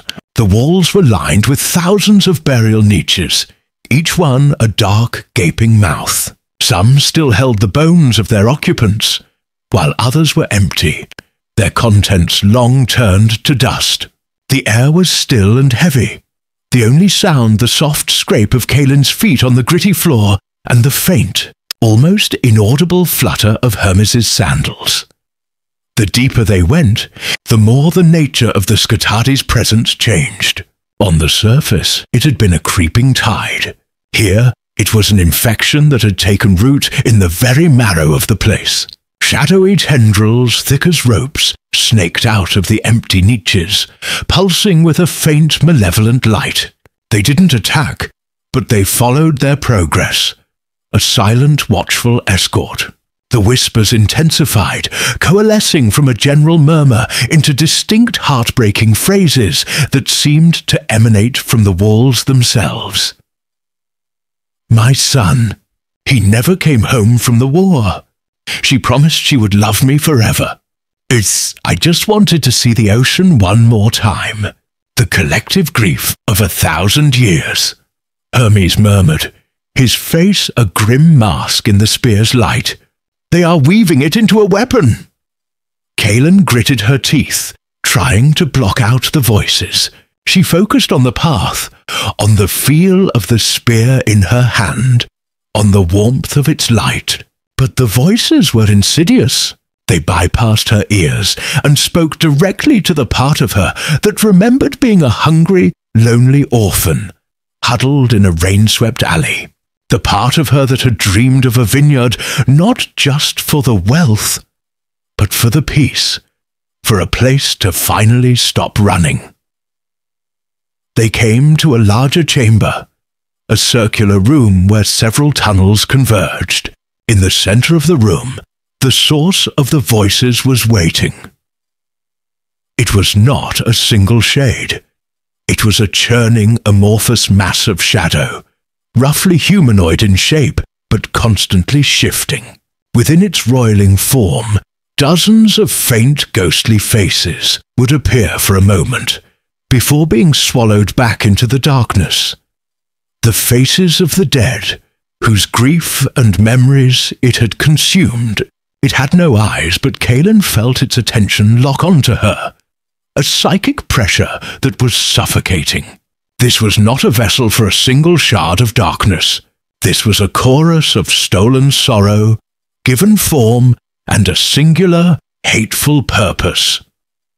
The creature, the grave chorus, did not move to attack. It simply spoke. Its voice was the combination of all the whispers, 1,000 voices of regret speaking as one inside her head. You, who are so full of your own small griefs, it resonated, the words a wave of pure misery. You who dreamed of escape, you belong with us. You are one of us. Put down the light. It is a burden. Rest. The spear in Kaelin's hand suddenly felt impossibly heavy.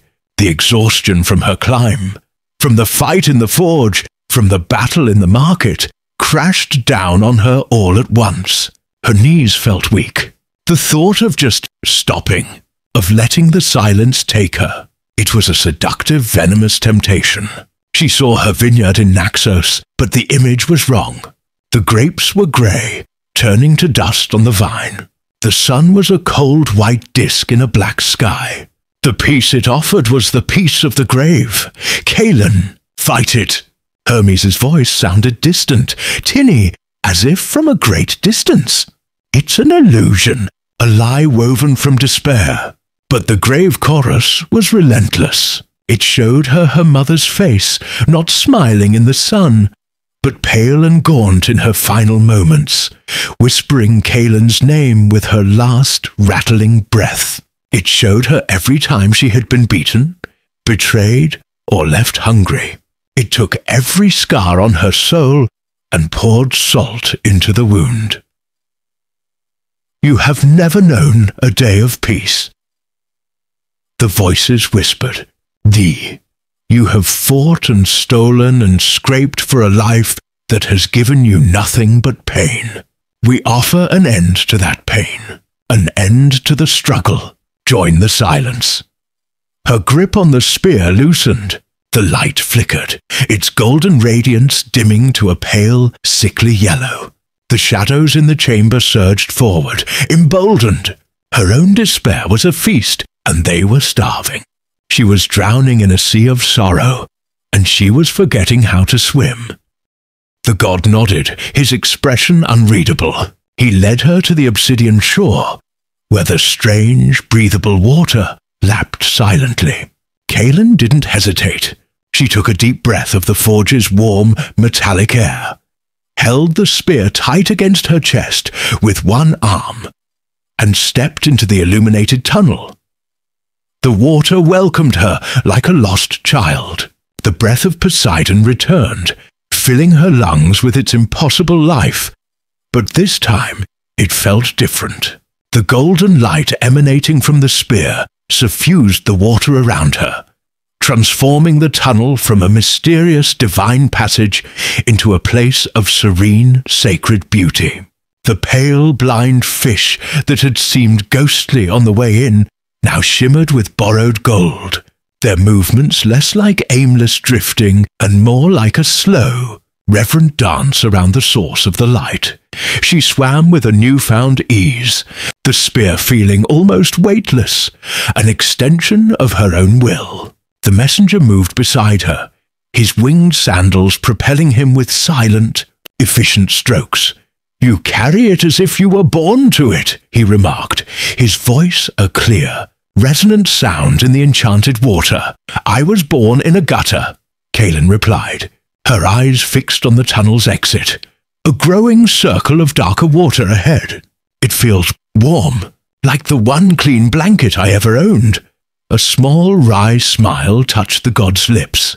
Hermes, he said. Kaelin turned her head to look at him, her dark hair flowing around her like seaweed. What? My name? It is Hermes. It seems only fair you know the name of the being you've so thoroughly impressed. She gave a slight, almost imperceptible nod, accepting the information without ceremony. Names were tools. She was a thief. She understood the power of knowing the right one. They swam the rest of the way in a shared, purposeful silence. Breaking the surface was a brutal, shocking transition. They emerged into the churning chaos of the serpent's fangs. The violent, cold seawater, a slap in the face after the calm of the tunnel. The spear's light dimmed, as if offended by the mundane reality of the world.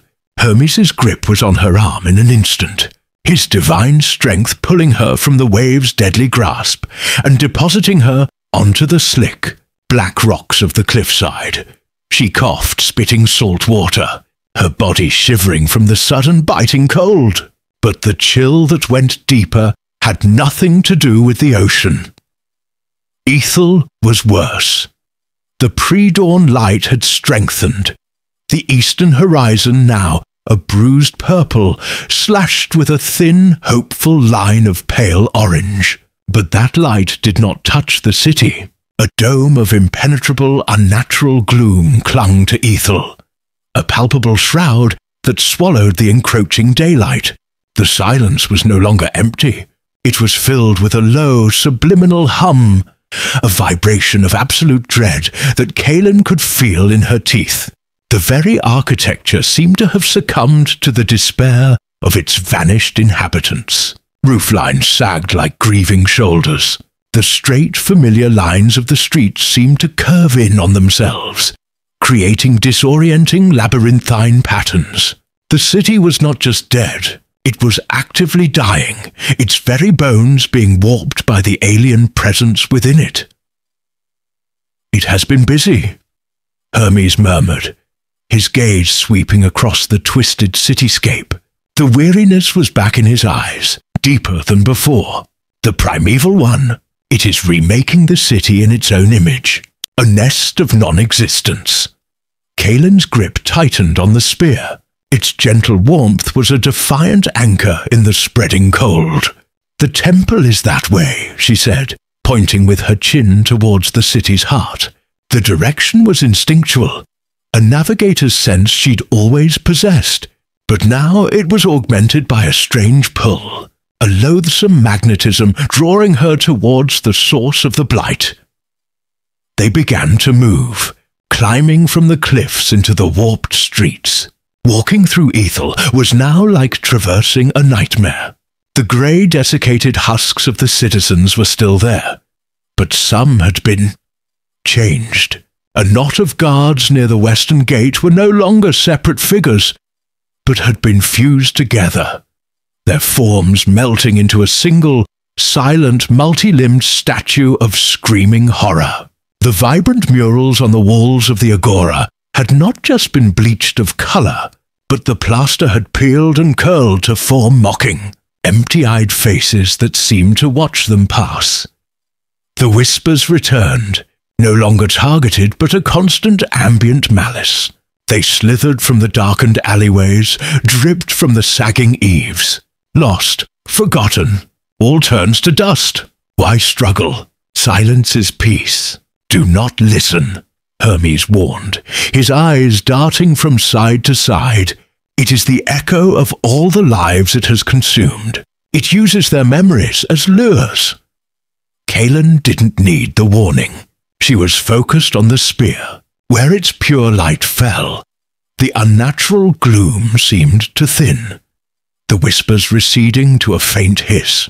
The warped perspective of the street would momentarily straighten, only to twist back into knots the moment they passed.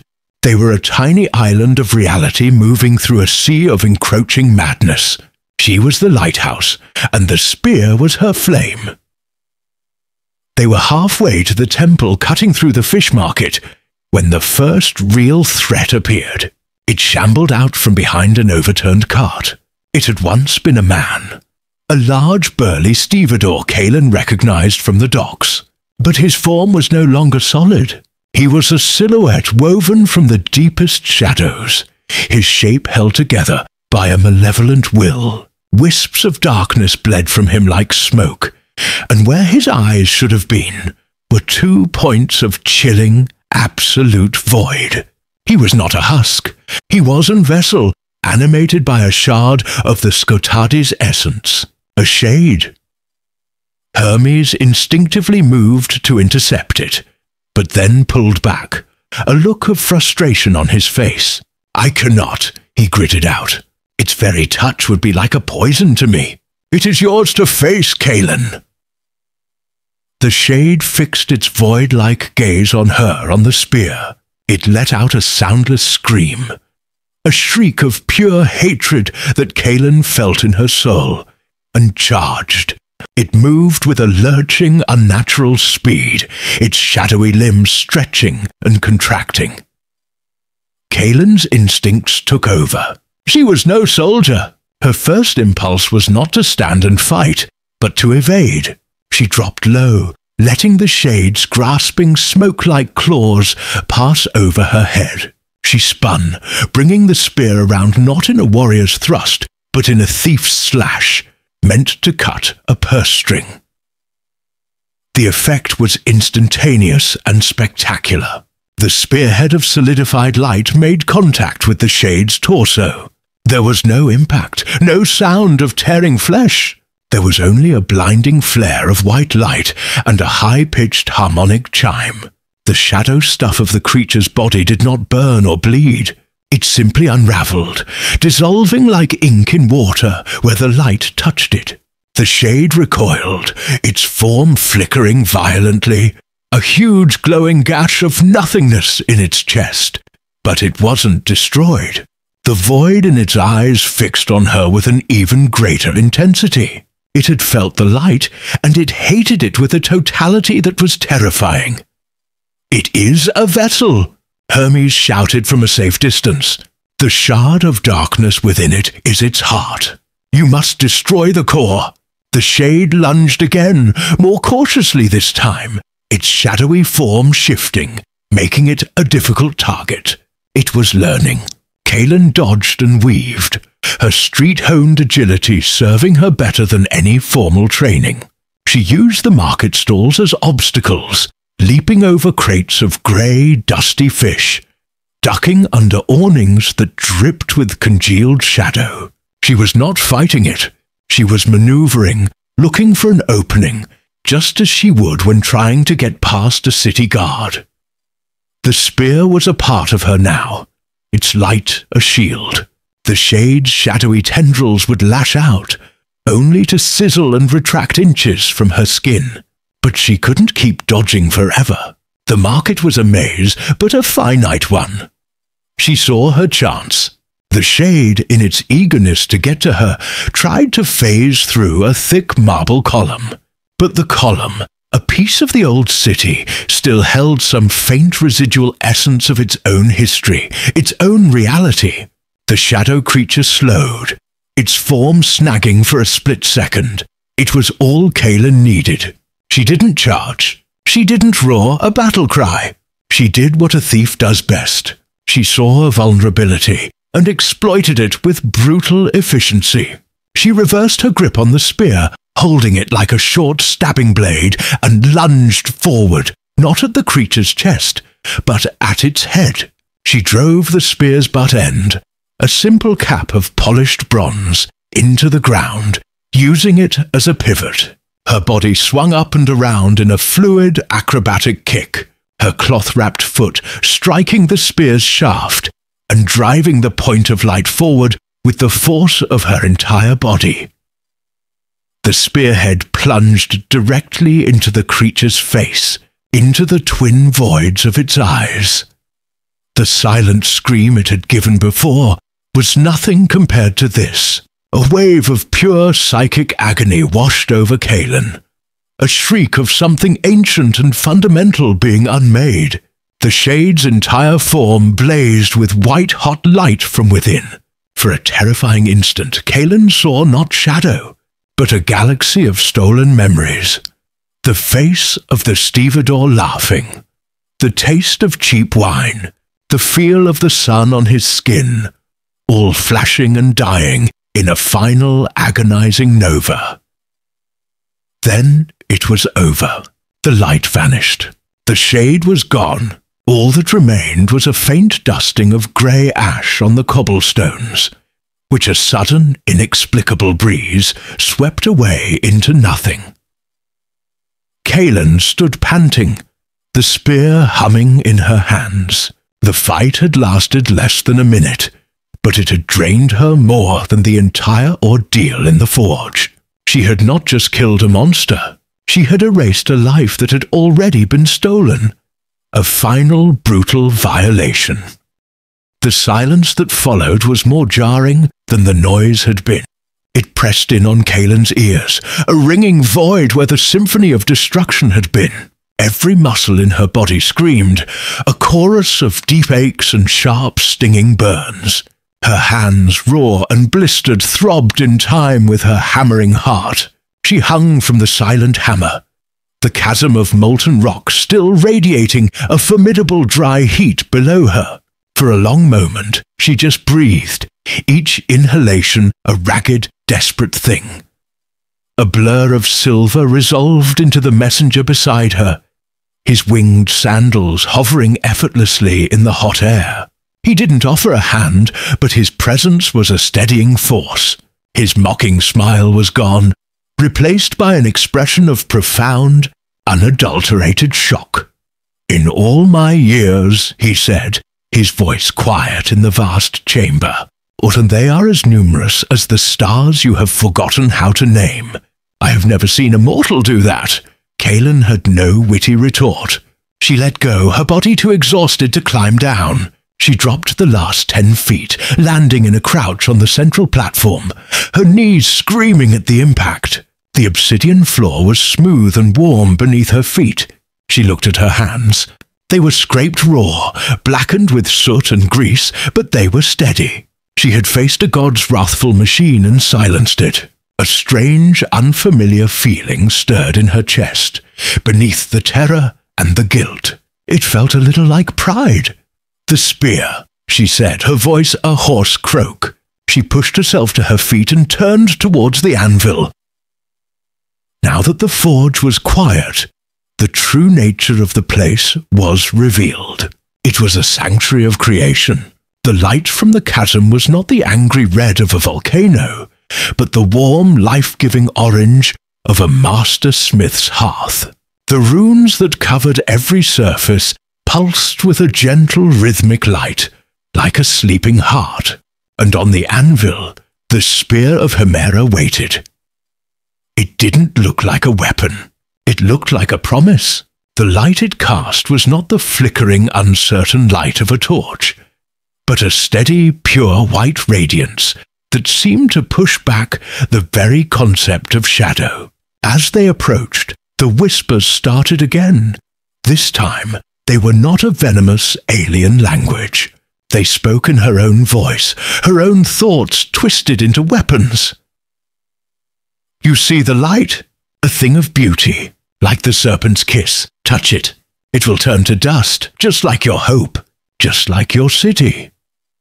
The shadows in the cavern, which had seemed to be in retreat, began to bleed back in from the edges.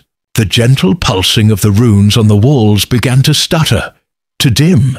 The air grew colder. The Skotadi were not gone. They had been waiting for the Guardian's fury to subside. "They are trying to smother the forge," the messenger said, his voice tight. He stood near, but not too near the anvil, as if a line had been drawn that he could not cross. "Its light is the only thing keeping them from manifesting fully. They are coming for the spear." Kaelin could feel it. The cold was wrapping around her ankles, a tangible presence. The whispers grew more insistent, showing her images in her mind's eye. The desiccated face of the temple guard, the silent grey form of the child by the wooden horse. "This is your work," they hissed. "You are a creature of darkness, a daughter of the gutter. You have no right to touch the dawn."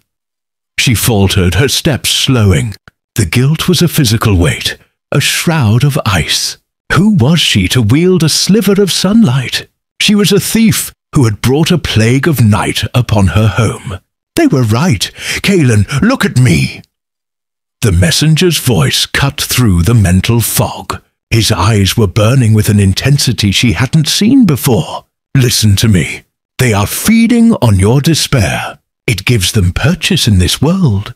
Do you remember what I told you? When you touched the ward, it burned a mark upon you. It attuned you to them. It makes me one of them," she whispered, the shadow's logic seeming undeniable. "No," he snapped, the sound cracking like a whip in the cavern. "It makes you an antidote. You are shadow and light now, a paradox. You are the bridge.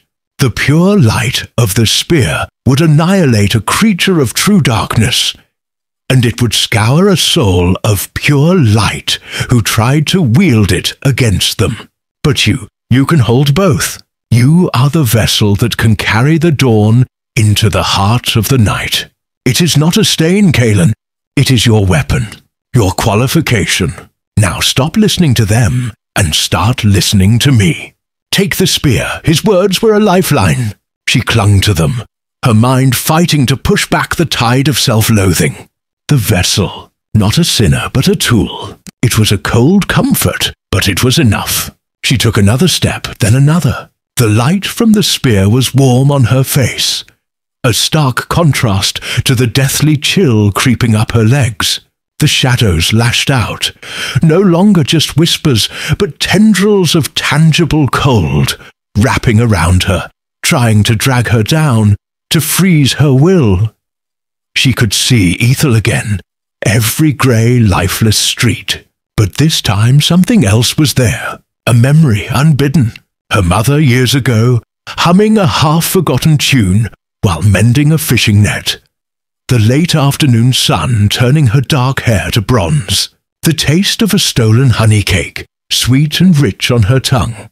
The roar of the crowd during the spring festival. Small, fragile, beautiful things. The things the messenger had told her she was fighting for. A rage, cold and clean, cut through her fear and her guilt. It was the rage of the cornered animal. But it was more than that. It was the anger of someone who has had everything taken from them, seeing the thief standing over the spoils. "Get out of my head!" she snarled, the words spoken to the air, to the shadows, to herself. She lunged forward, her hand outstretched. The last few feet were like wading through frozen tar. The cold was absolute, a void that sought to unmake her very essence. But her fingers kept going. The moment her skin touched the ashwood shaft, the world exploded in white. It was not a light she saw with her eyes, but with her soul. It was the feeling of the first warmth on the first morning of the world. It was the memory of every sunrise that had ever been or ever would be. It carried the scent of dew on grass, the sound of the first bird's song, the taste of clean, cold water. It was pure, unadulterated life, and it poured into her, through her, a torrent of sensation that was both agonizing and ecstatic. It burned away the chilling touch of the Skotadi, cauterizing the wounds they had left on her spirit. The whispers in her head were not silenced. They were vaporized, their hateful static replaced by a single resonant chord of pure harmony. Kaelin cried out, her hand clenching on the spear as she lifted it from the anvil. A wave of incandescent power erupted from the spearhead, a nova of pure light that slammed into the far walls of the cavern. The shadows didn't flee. They dissolved, unmade by the light, as they had unmade the people of Ethel. The stuttering runes on the forge walls blazed back to life, their orange glow renewed and strengthened. The molten river below seemed to brighten, its heat becoming a comforting warmth once more. The light receded, coalescing back into the spear. Kaelin stood panting, the weapon held in a two-handed grip. It was heavier than it looked, not with physical weight, but with purpose. It hummed in her hands, a low vibration that was the antithesis of the Skotadi's silence. The messenger stared, his mouth slightly agape. "By the Forge Father's beard," he breathed. Kaelin took a shuddering breath, feeling the last of the light's echo fade from her mind. The spear was still warm, a comforting heat against her blistered palms. She felt changed. The guilt was still there, a hard knot in her stomach, but it was no longer a paralyzing shroud. It was fuel, "The forge is safe for now," the messenger said, finding his voice. "The spear's light has reinforced its power, but the heart of the shadow remains above, in your city. It will be growing, consolidating its hold." "The one that was bound deepest," Kaelin said, the words tasting of ash. She remembered the tendrils of solid night uncoiling at the base of Hera's statue. Precisely. A primeval horror, a fragment of the original void. It is the source from which the others flow. Strike it with the spear, and the tide may be broken.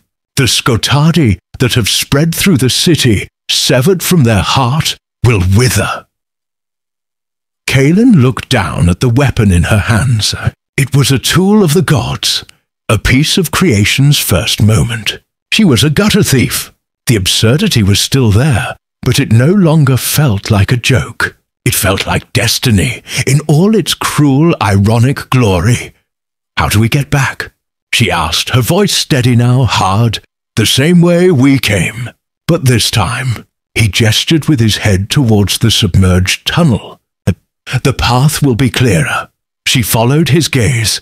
The water in the tunnel, which had glowed with a soft silver light, was now suffused with a gentle gold, a reflection of the spear's power. "Let's go," Kaelin said, turning from the anvil. "The sun will be up soon." She started for the obsidian shore, the spear held at her side like a walking staff. She did not ask what was in it for her. She did not ask about vineyards in Naxos. She knew what she was fighting for now. She was fighting for the memory of a stolen honey cake, and for the right to see another sunrise. A guardian built not of flesh, but of purpose and pressure. His voice was grim as he stared into the heart of the machinery. "The forge is a living thing, Kaelin. When an intruder approaches the anvil, its immune system responds. The forge itself will try to repel us." As if summoned by his words, the rhythmic thrumming of the great hammer faltered. A deep grinding groan echoed through the cavern, the sound of immense gears engaging for the first time in centuries. The bronze rings that suspended the central platforms began to rotate in opposite directions, their movements slow and inexorable. Steam shot from previously unseen vents in the walls, hissing like 1,000 coiled serpents. The very architecture of the place was reconfiguring itself into a weapon.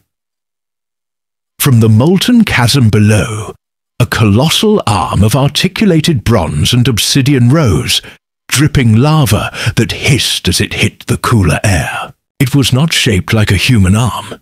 It was a thing of pistons and plates, ending in a multi-jointed claw that flexed with terrifying precision. On the opposite side, a great bellows, large as a ship's mainsail, swiveled to face them, its nozzle glowing with contained heat. The giant hammer that had been striking the anvil now lifted and swung free, a pendulum of destruction seeking a new target. The Forge Guardian was not a single entity. It was the entire chamber, awakened and hostile. "It sees us as an impurity," the messenger said, raising his voice over the cacophony. He took a half step in front of Kaelin, his casual demeanor replaced by a tense readiness. "A flaw in the design. It will attempt to sterilize the area, with heat, pressure, and blunt force. And the Skotadi?" Kaelin yelled, her eyes wide as she tracked the slow, deliberate movements of the machinery. The shadows clinging to the corners of the cavern were writhing, agitated by the sudden eruption of power. "They are making it worse. The Guardian's logic is being corrupted by their presence. It should be a test, a puzzle of mechanics. But the darkness is turning it into a berserker." The proof came an instant later. The great bellows exhaled. It was not a puff of air, but a focused jet of incandescent heat, a wave of shimmering distortion that blasted towards their obsidian shoreline. The messenger grabbed Kaelin and zipped sideways, his winged sandals carrying them a dozen paces in the blink of an eye. The rock where they had been standing glowed cherry red. then cracked with a sound like thunder. Kaelin's mind, which had been reeling from one impossibility to the next, finally found a familiar anchor. Fear. This was a death trap. A room designed to kill, and she understood traps. She understood systems. Her gaze darted around, not at the overwhelming threats, but at the spaces in between. She saw the rotating rings, the timed jets of steam, the predictable swing of the hammer. It was chaos, but it was a chaos with a rhythm. "It's a machine," she said, her voice tight but steady. "Machines have patterns. They have weaknesses. Its weakness is its heart, a master gearworks beneath the anvil." The messenger replied, dodging a grasping lunge from the bronze claw. "But we cannot get close enough to—" "You can't," she cut in, her thief's mind working faster than her fear. "You think like a god, all head-on assaults and grand gestures. But I think like a rat in a rich man's house. I don't fight the house. I use its passages. I learn its secrets." She pointed with a trembling finger. "Look, the hammer. It swings on a fixed arc. The steam vents release 3 seconds before it reaches its apex to cool the arm. The rotating rings. See how the runes flare? They only engage when the symbols align. It's a sequence. A lock." The messenger glanced from the deadly machinery to her, a flicker of astonishment in his ancient eyes. He saw not a frightened mortal, but a strategist, her mind dissecting the divine engine of destruction as if it were a simple puzzle box. "The master gearworks." Kaelin pressed, her voice gaining confidence. "What do we have to do?" "Hephaestus was a smith, not a destroyer," he said, pulling her behind a massive obsidian pillar as the claw swept the area, its talons screeching against the rock. "The mechanism isn't meant to be broken. It must be soothed. A series of pressure regulators must be reset to their idle state. It requires timing and precision."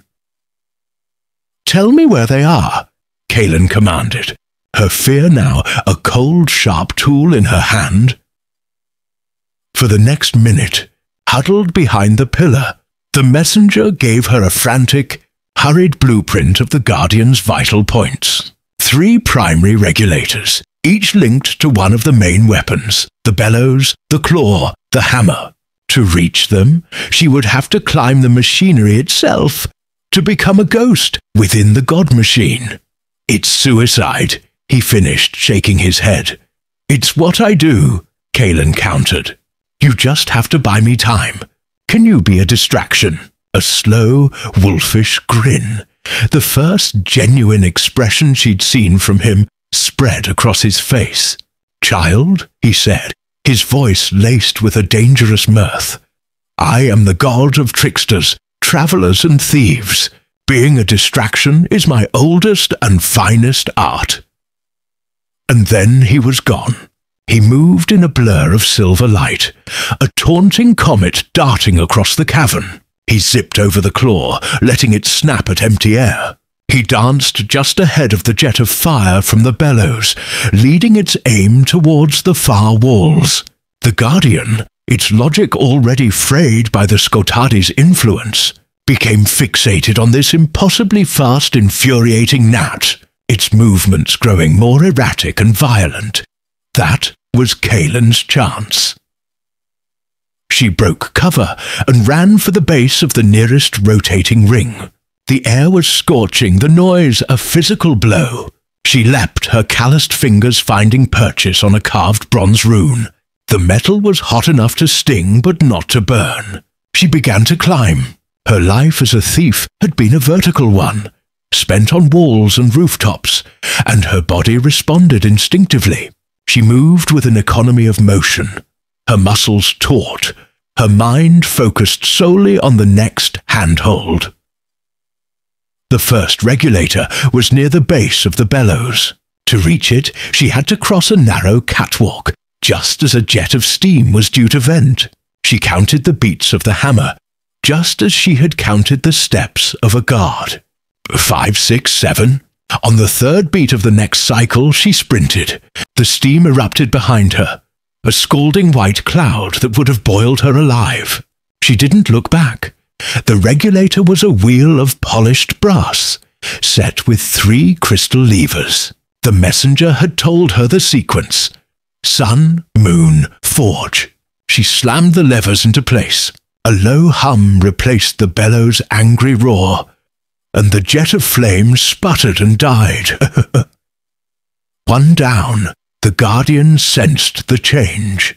The great bronze claw, disengaging from its pursuit of the messenger, swung towards her. Kaelin had nowhere to run. She was pinned on the platform. Then a blur of motion. The messenger zipped past, throwing a small, heavy object, a loose gear perhaps, at a precise point on the claw's main joint. It wasn't enough to damage it, but it was enough to make the mechanism seize for a critical second. The claw faltered, its talons scraping the platform edge just inches from her feet. "I'm starting to think you might actually survive this." The god's voice echoed cheerfully from across the cavern. Kaelin didn't waste breath on a reply. She was already moving, scrambling up the now motionless arm of the claw. It was like climbing a skeletal tree. Its branches, pistons, and its trunk, a mess of searing hot plates. The tendrils of the Skotadi were a constant menace now. They couldn't manifest fully in the light of the forge, but they could lash out from the deepest shadows, coating a handhold in a film of life-draining cold, or whispering their dead language despair into her mind, trying to make her lose her nerve.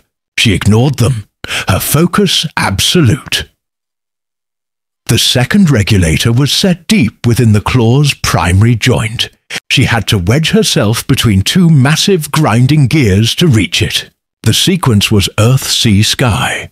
As her fingers closed around the last lever, the entire arm shuddered and went limp, retracting back towards the chasm.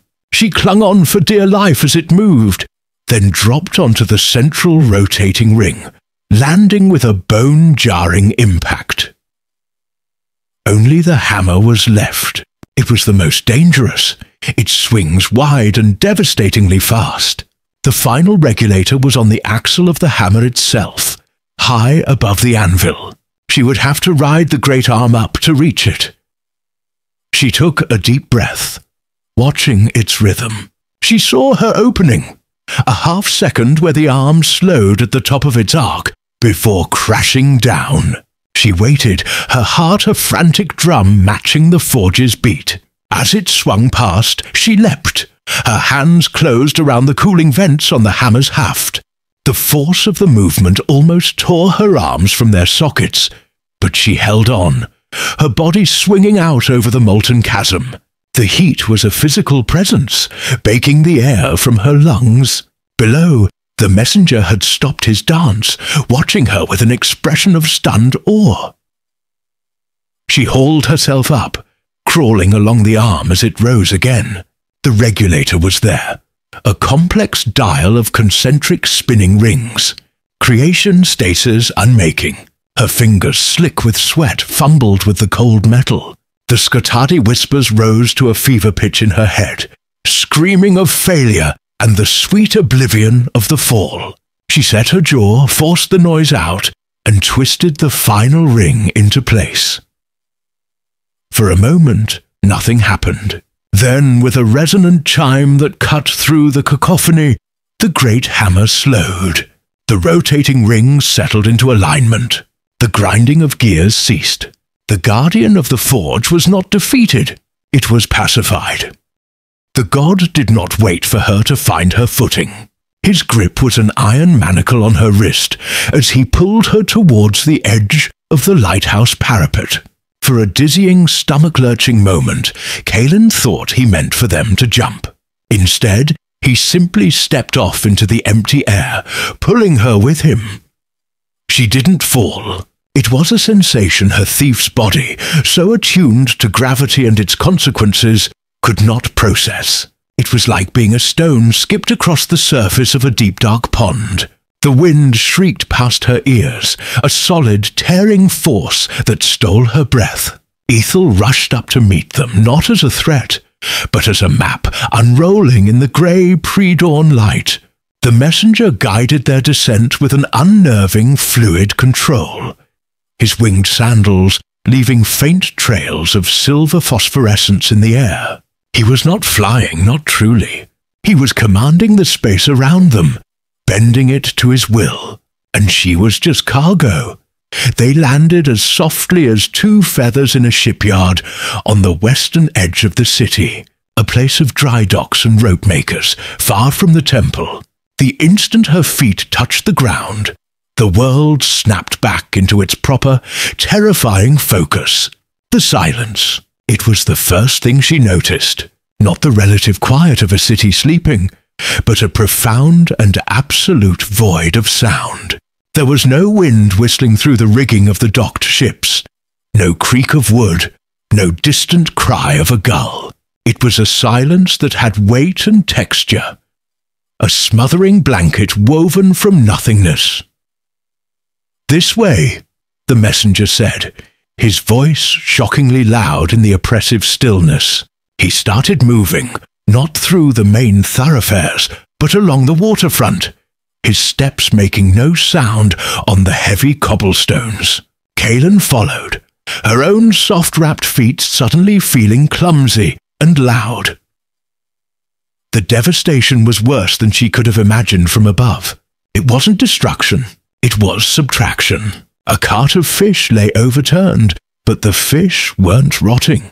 They were grey, brittle shapes, their iridescent scales turned to dull stone. The vibrant colours of a spice merchant's stall had been bleached to a uniform, gritty grey, as if seen through a film of ash.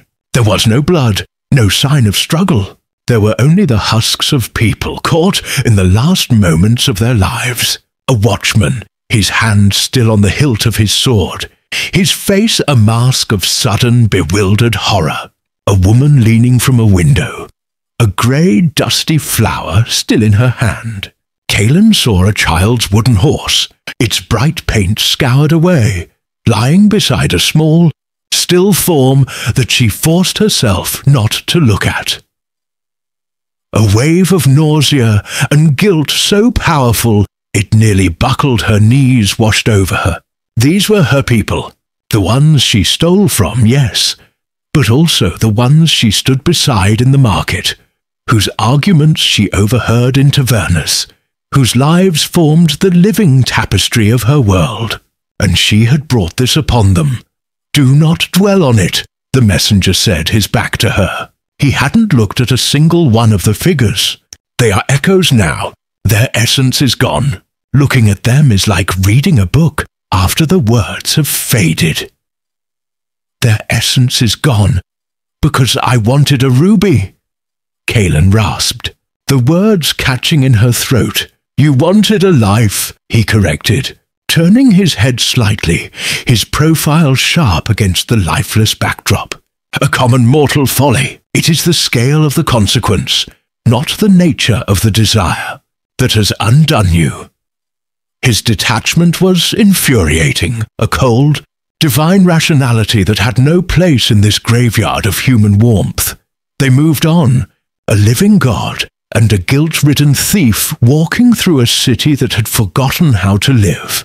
Kaelin's skills, honed for navigating a world of threats and opportunities, were useless here. There were no guards to evade, no purses to cut, no shadows to hide in because everything was shadow. Her world had been rendered down to its bleakest elements, and she felt naked, exposed, and utterly out of her depth. They reached the southern cliffs, where the city's foundations met the sea.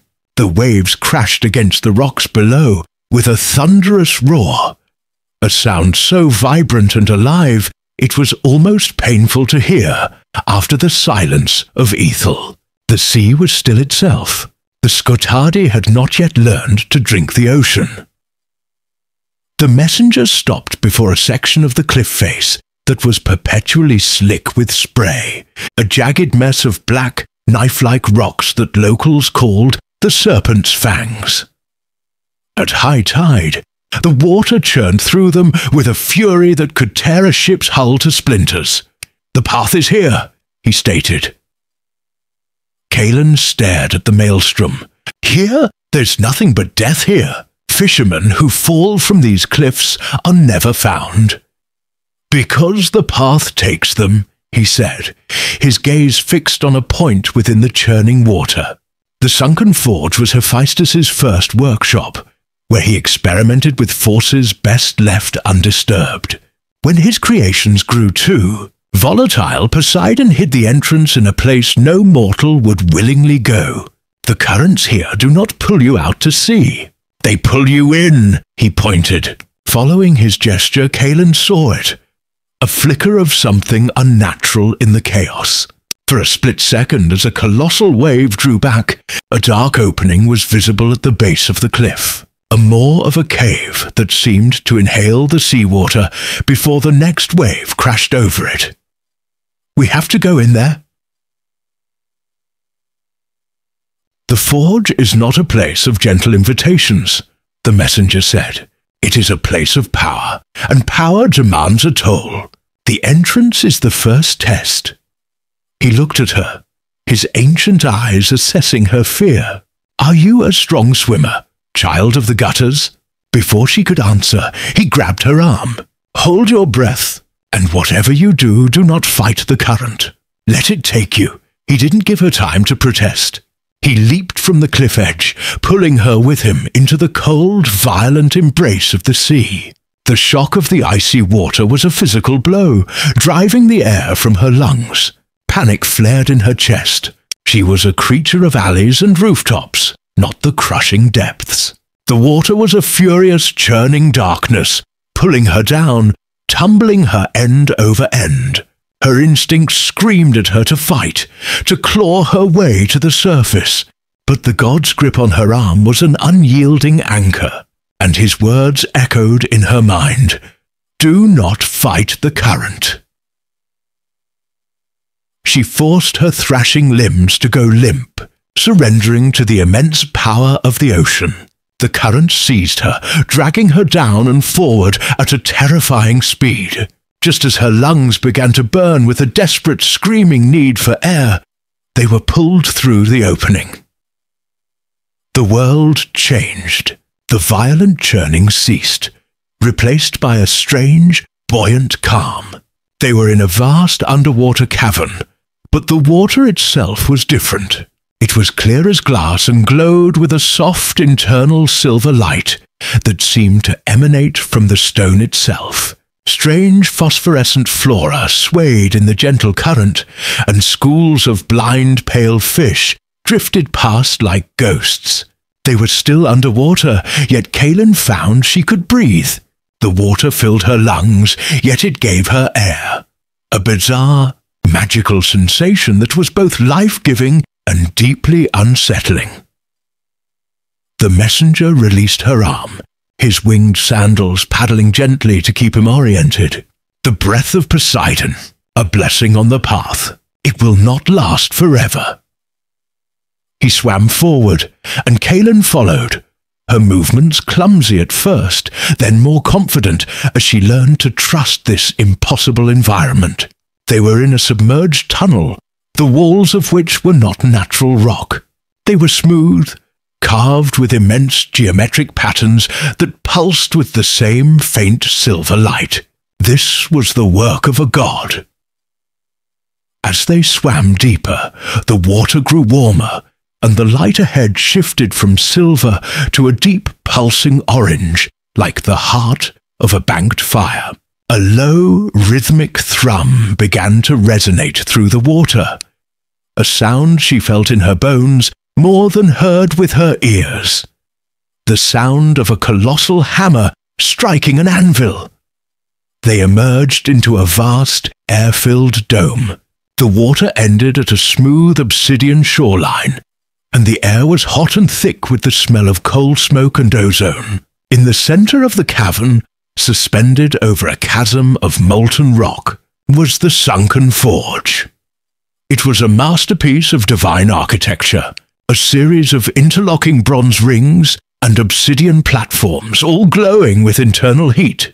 Runes of power blazed along its supports, and the rhythmic thump, thump, thump of the unseen hammer echoed off the cavern walls, a sound of ceaseless, eternal creation. But something was wrong. The shadows in the cavern were too deep, too sharp. They clung to the corners and clung to the undersides of the forge's platforms like patches of black velvet, and as the great hammer struck, the light from the forge would flare, and for a split second the shadows would recoil, as if in pain. "They are here," Kaelin whispered, the memory of the temple's cold dread returning. "They are drawn to great power, as moths to a flame," the messenger said, his eyes scanning the forge. "They cannot consume it, not yet, but they can tarnish it, weaken it. They are trying to smother the heart of the forge." He pointed towards the very center of the structure, where a single anvil of pure star-like metal stood. Upon it rested a spear, its shaft made of polished ash wood, its head a sliver of solidified sunlight that pulsed in time with the hammer blows. There, the spear of Hera, forged from the last ray of the first day. It does not kill with a point, but with light. It is the only weapon that can unmake the Skotadi. "So we just swim over and grab it?" Kaelin asked, her voice laced with skepticism. "It couldn't be that easy." "No," the messenger said, his gaze hardening. "Hephaestus left a guardian." "Put the knife away, child of the gutters," the young man said, his voice calm and melodic, a stark contrast to the chaos raging in Kaelin's soul. "That blade can carve a purse from a belt, but it will be of no use against the shadows you've uncaged." Kaelin's knuckles were white where she gripped the hilt. Her heart was a frantic drum against her ribs, but her hand was steady. "Who are you? How did you get up here?" The man's mocking smile returned, though it never quite reached his eyes. "I am a traveler, and I took the quick way." He gestured vaguely at the open air around them. The winged sandals gave a little flutter, as if in agreement. "You are Kaelin. You were born in the Tanner's Alley, orphaned at 6, and you believe your greatest ambition is to own a vineyard in Naxos. An aspiration that is now, I'm afraid, rather moot. Every word was a blow, stripping away her anonymity, her history, her very sense of self. This was no man. Panic, cold and sharp, lanced through her. She took a half-step back, her blade still held between them like a talisman. "You're one of them. A god. A servant, more like," he corrected, his gaze drifting from her to the city below. "A messenger, a guide, and lately a bearer of increasingly grim news."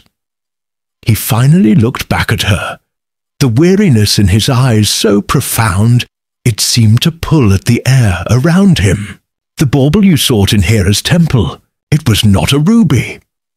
Kaelin glanced at her hand, at the grey dust still clinging to her skin.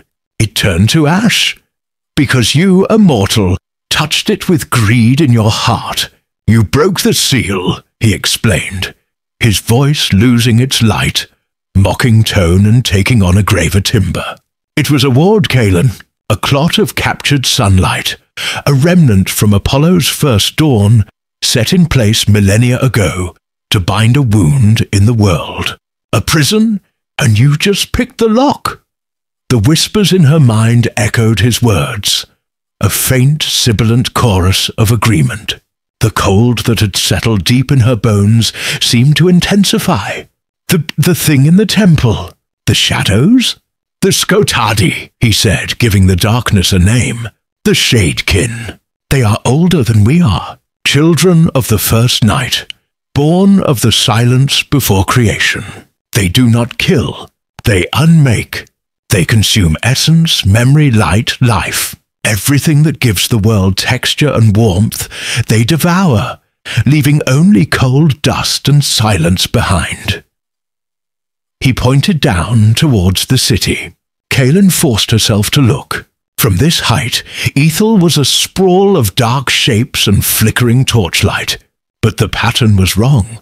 The light was being extinguished, not like a snuffed candle, but like ink spreading through water. Entire districts were falling silent and dark, the familiar orange glow of hearths and lanterns vanishing block by block. The cold she felt wasn't just in her mind. It was a physical presence, a miasma rising from the streets below, carrying with it a profound and terrifying stillness. The usual sounds of the city at night, the distant revelry, the barking of dogs, the watchman's calls, were gone. All of it was being swallowed by a silence that was heavier and more absolute than any she had ever known. They were imprisoned beneath the temple, the messenger continued, his voice a low murmur beside her. Trapped by the faith of the city, the power of the gods, and bound by the heart of light you so carelessly destroyed. Now they are free, and they are hungry. Why are you telling me this? Kaelin's voice was a raw whisper. Send a hero. Send Heracles. Send one of your own kind. A bitter, almost human frustration crossed the god's face. Heracles is a constellation. The age of heroes is a memory, Kaelin. A story we tell ourselves. And our own power. He sighed, a sound like rustling leaves. The Skotadi are not of this realm. They are of the void that came before. Our divinity is light, and they feast on it. For us to fight them directly is to feed them, to make them stronger. They are a poison for which we have no antidote. He took a step closer, and for the first time Kaelin saw not a god, but something desperate. But you are mortal. You are a creature of shadow and cunning yourself. You walk the spaces in between. When you touched the ward, its light burned a mark upon your soul, a brand that mirrors the darkness of the Skotadi. You are now attuned to them. You can feel them, and perhaps you can fight them. It was too much. The world tilted, the stars seeming to spin around the rusted lighthouse frame. A gutter thief, a child of squalor. She was being told the fate of the world rested on her shoulders because she'd tried to pinch a jewel. The absurdity of it was so immense it bordered on madness. No, she said, shaking her head. No, I'm a thief. I steal things to survive. I don't fight, whatever those things are. You have the wrong person, do I? The messenger's gaze was sharp, cutting through her defenses. Who else in this city could scale the temple of Hera in the dead of night? Who else possesses the skill to bypass her wards, the nerve to stand before the gaze of a goddess, the silence to move like a ghost? Your entire life has been an apprenticeship, Kaelin. You have mastered the arts of stealth, infiltration, and survival in a world that tried to crush you. You were not chosen by us. You were chosen by the nature of the calamity itself. He let the words hang in the cold air. Kaelin's mind raced, searching for an escape, an angle, a way out. There was none. The path back to her old life was gone, consumed by the spreading silence behind her. The future she dreamed of, the vineyard, the sun, the peace, had turned to dust along with the ruby. What if I refuse? She asked, her voice hard. Then the Skotadi will consume Ethel by sunrise, he replied without hesitation. They will drain it of all life and light, and the city will become a grey husk, a monument to your greed.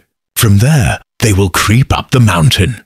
They remember who imprisoned them. They will climb the slopes of Olympus and unmake us one by one.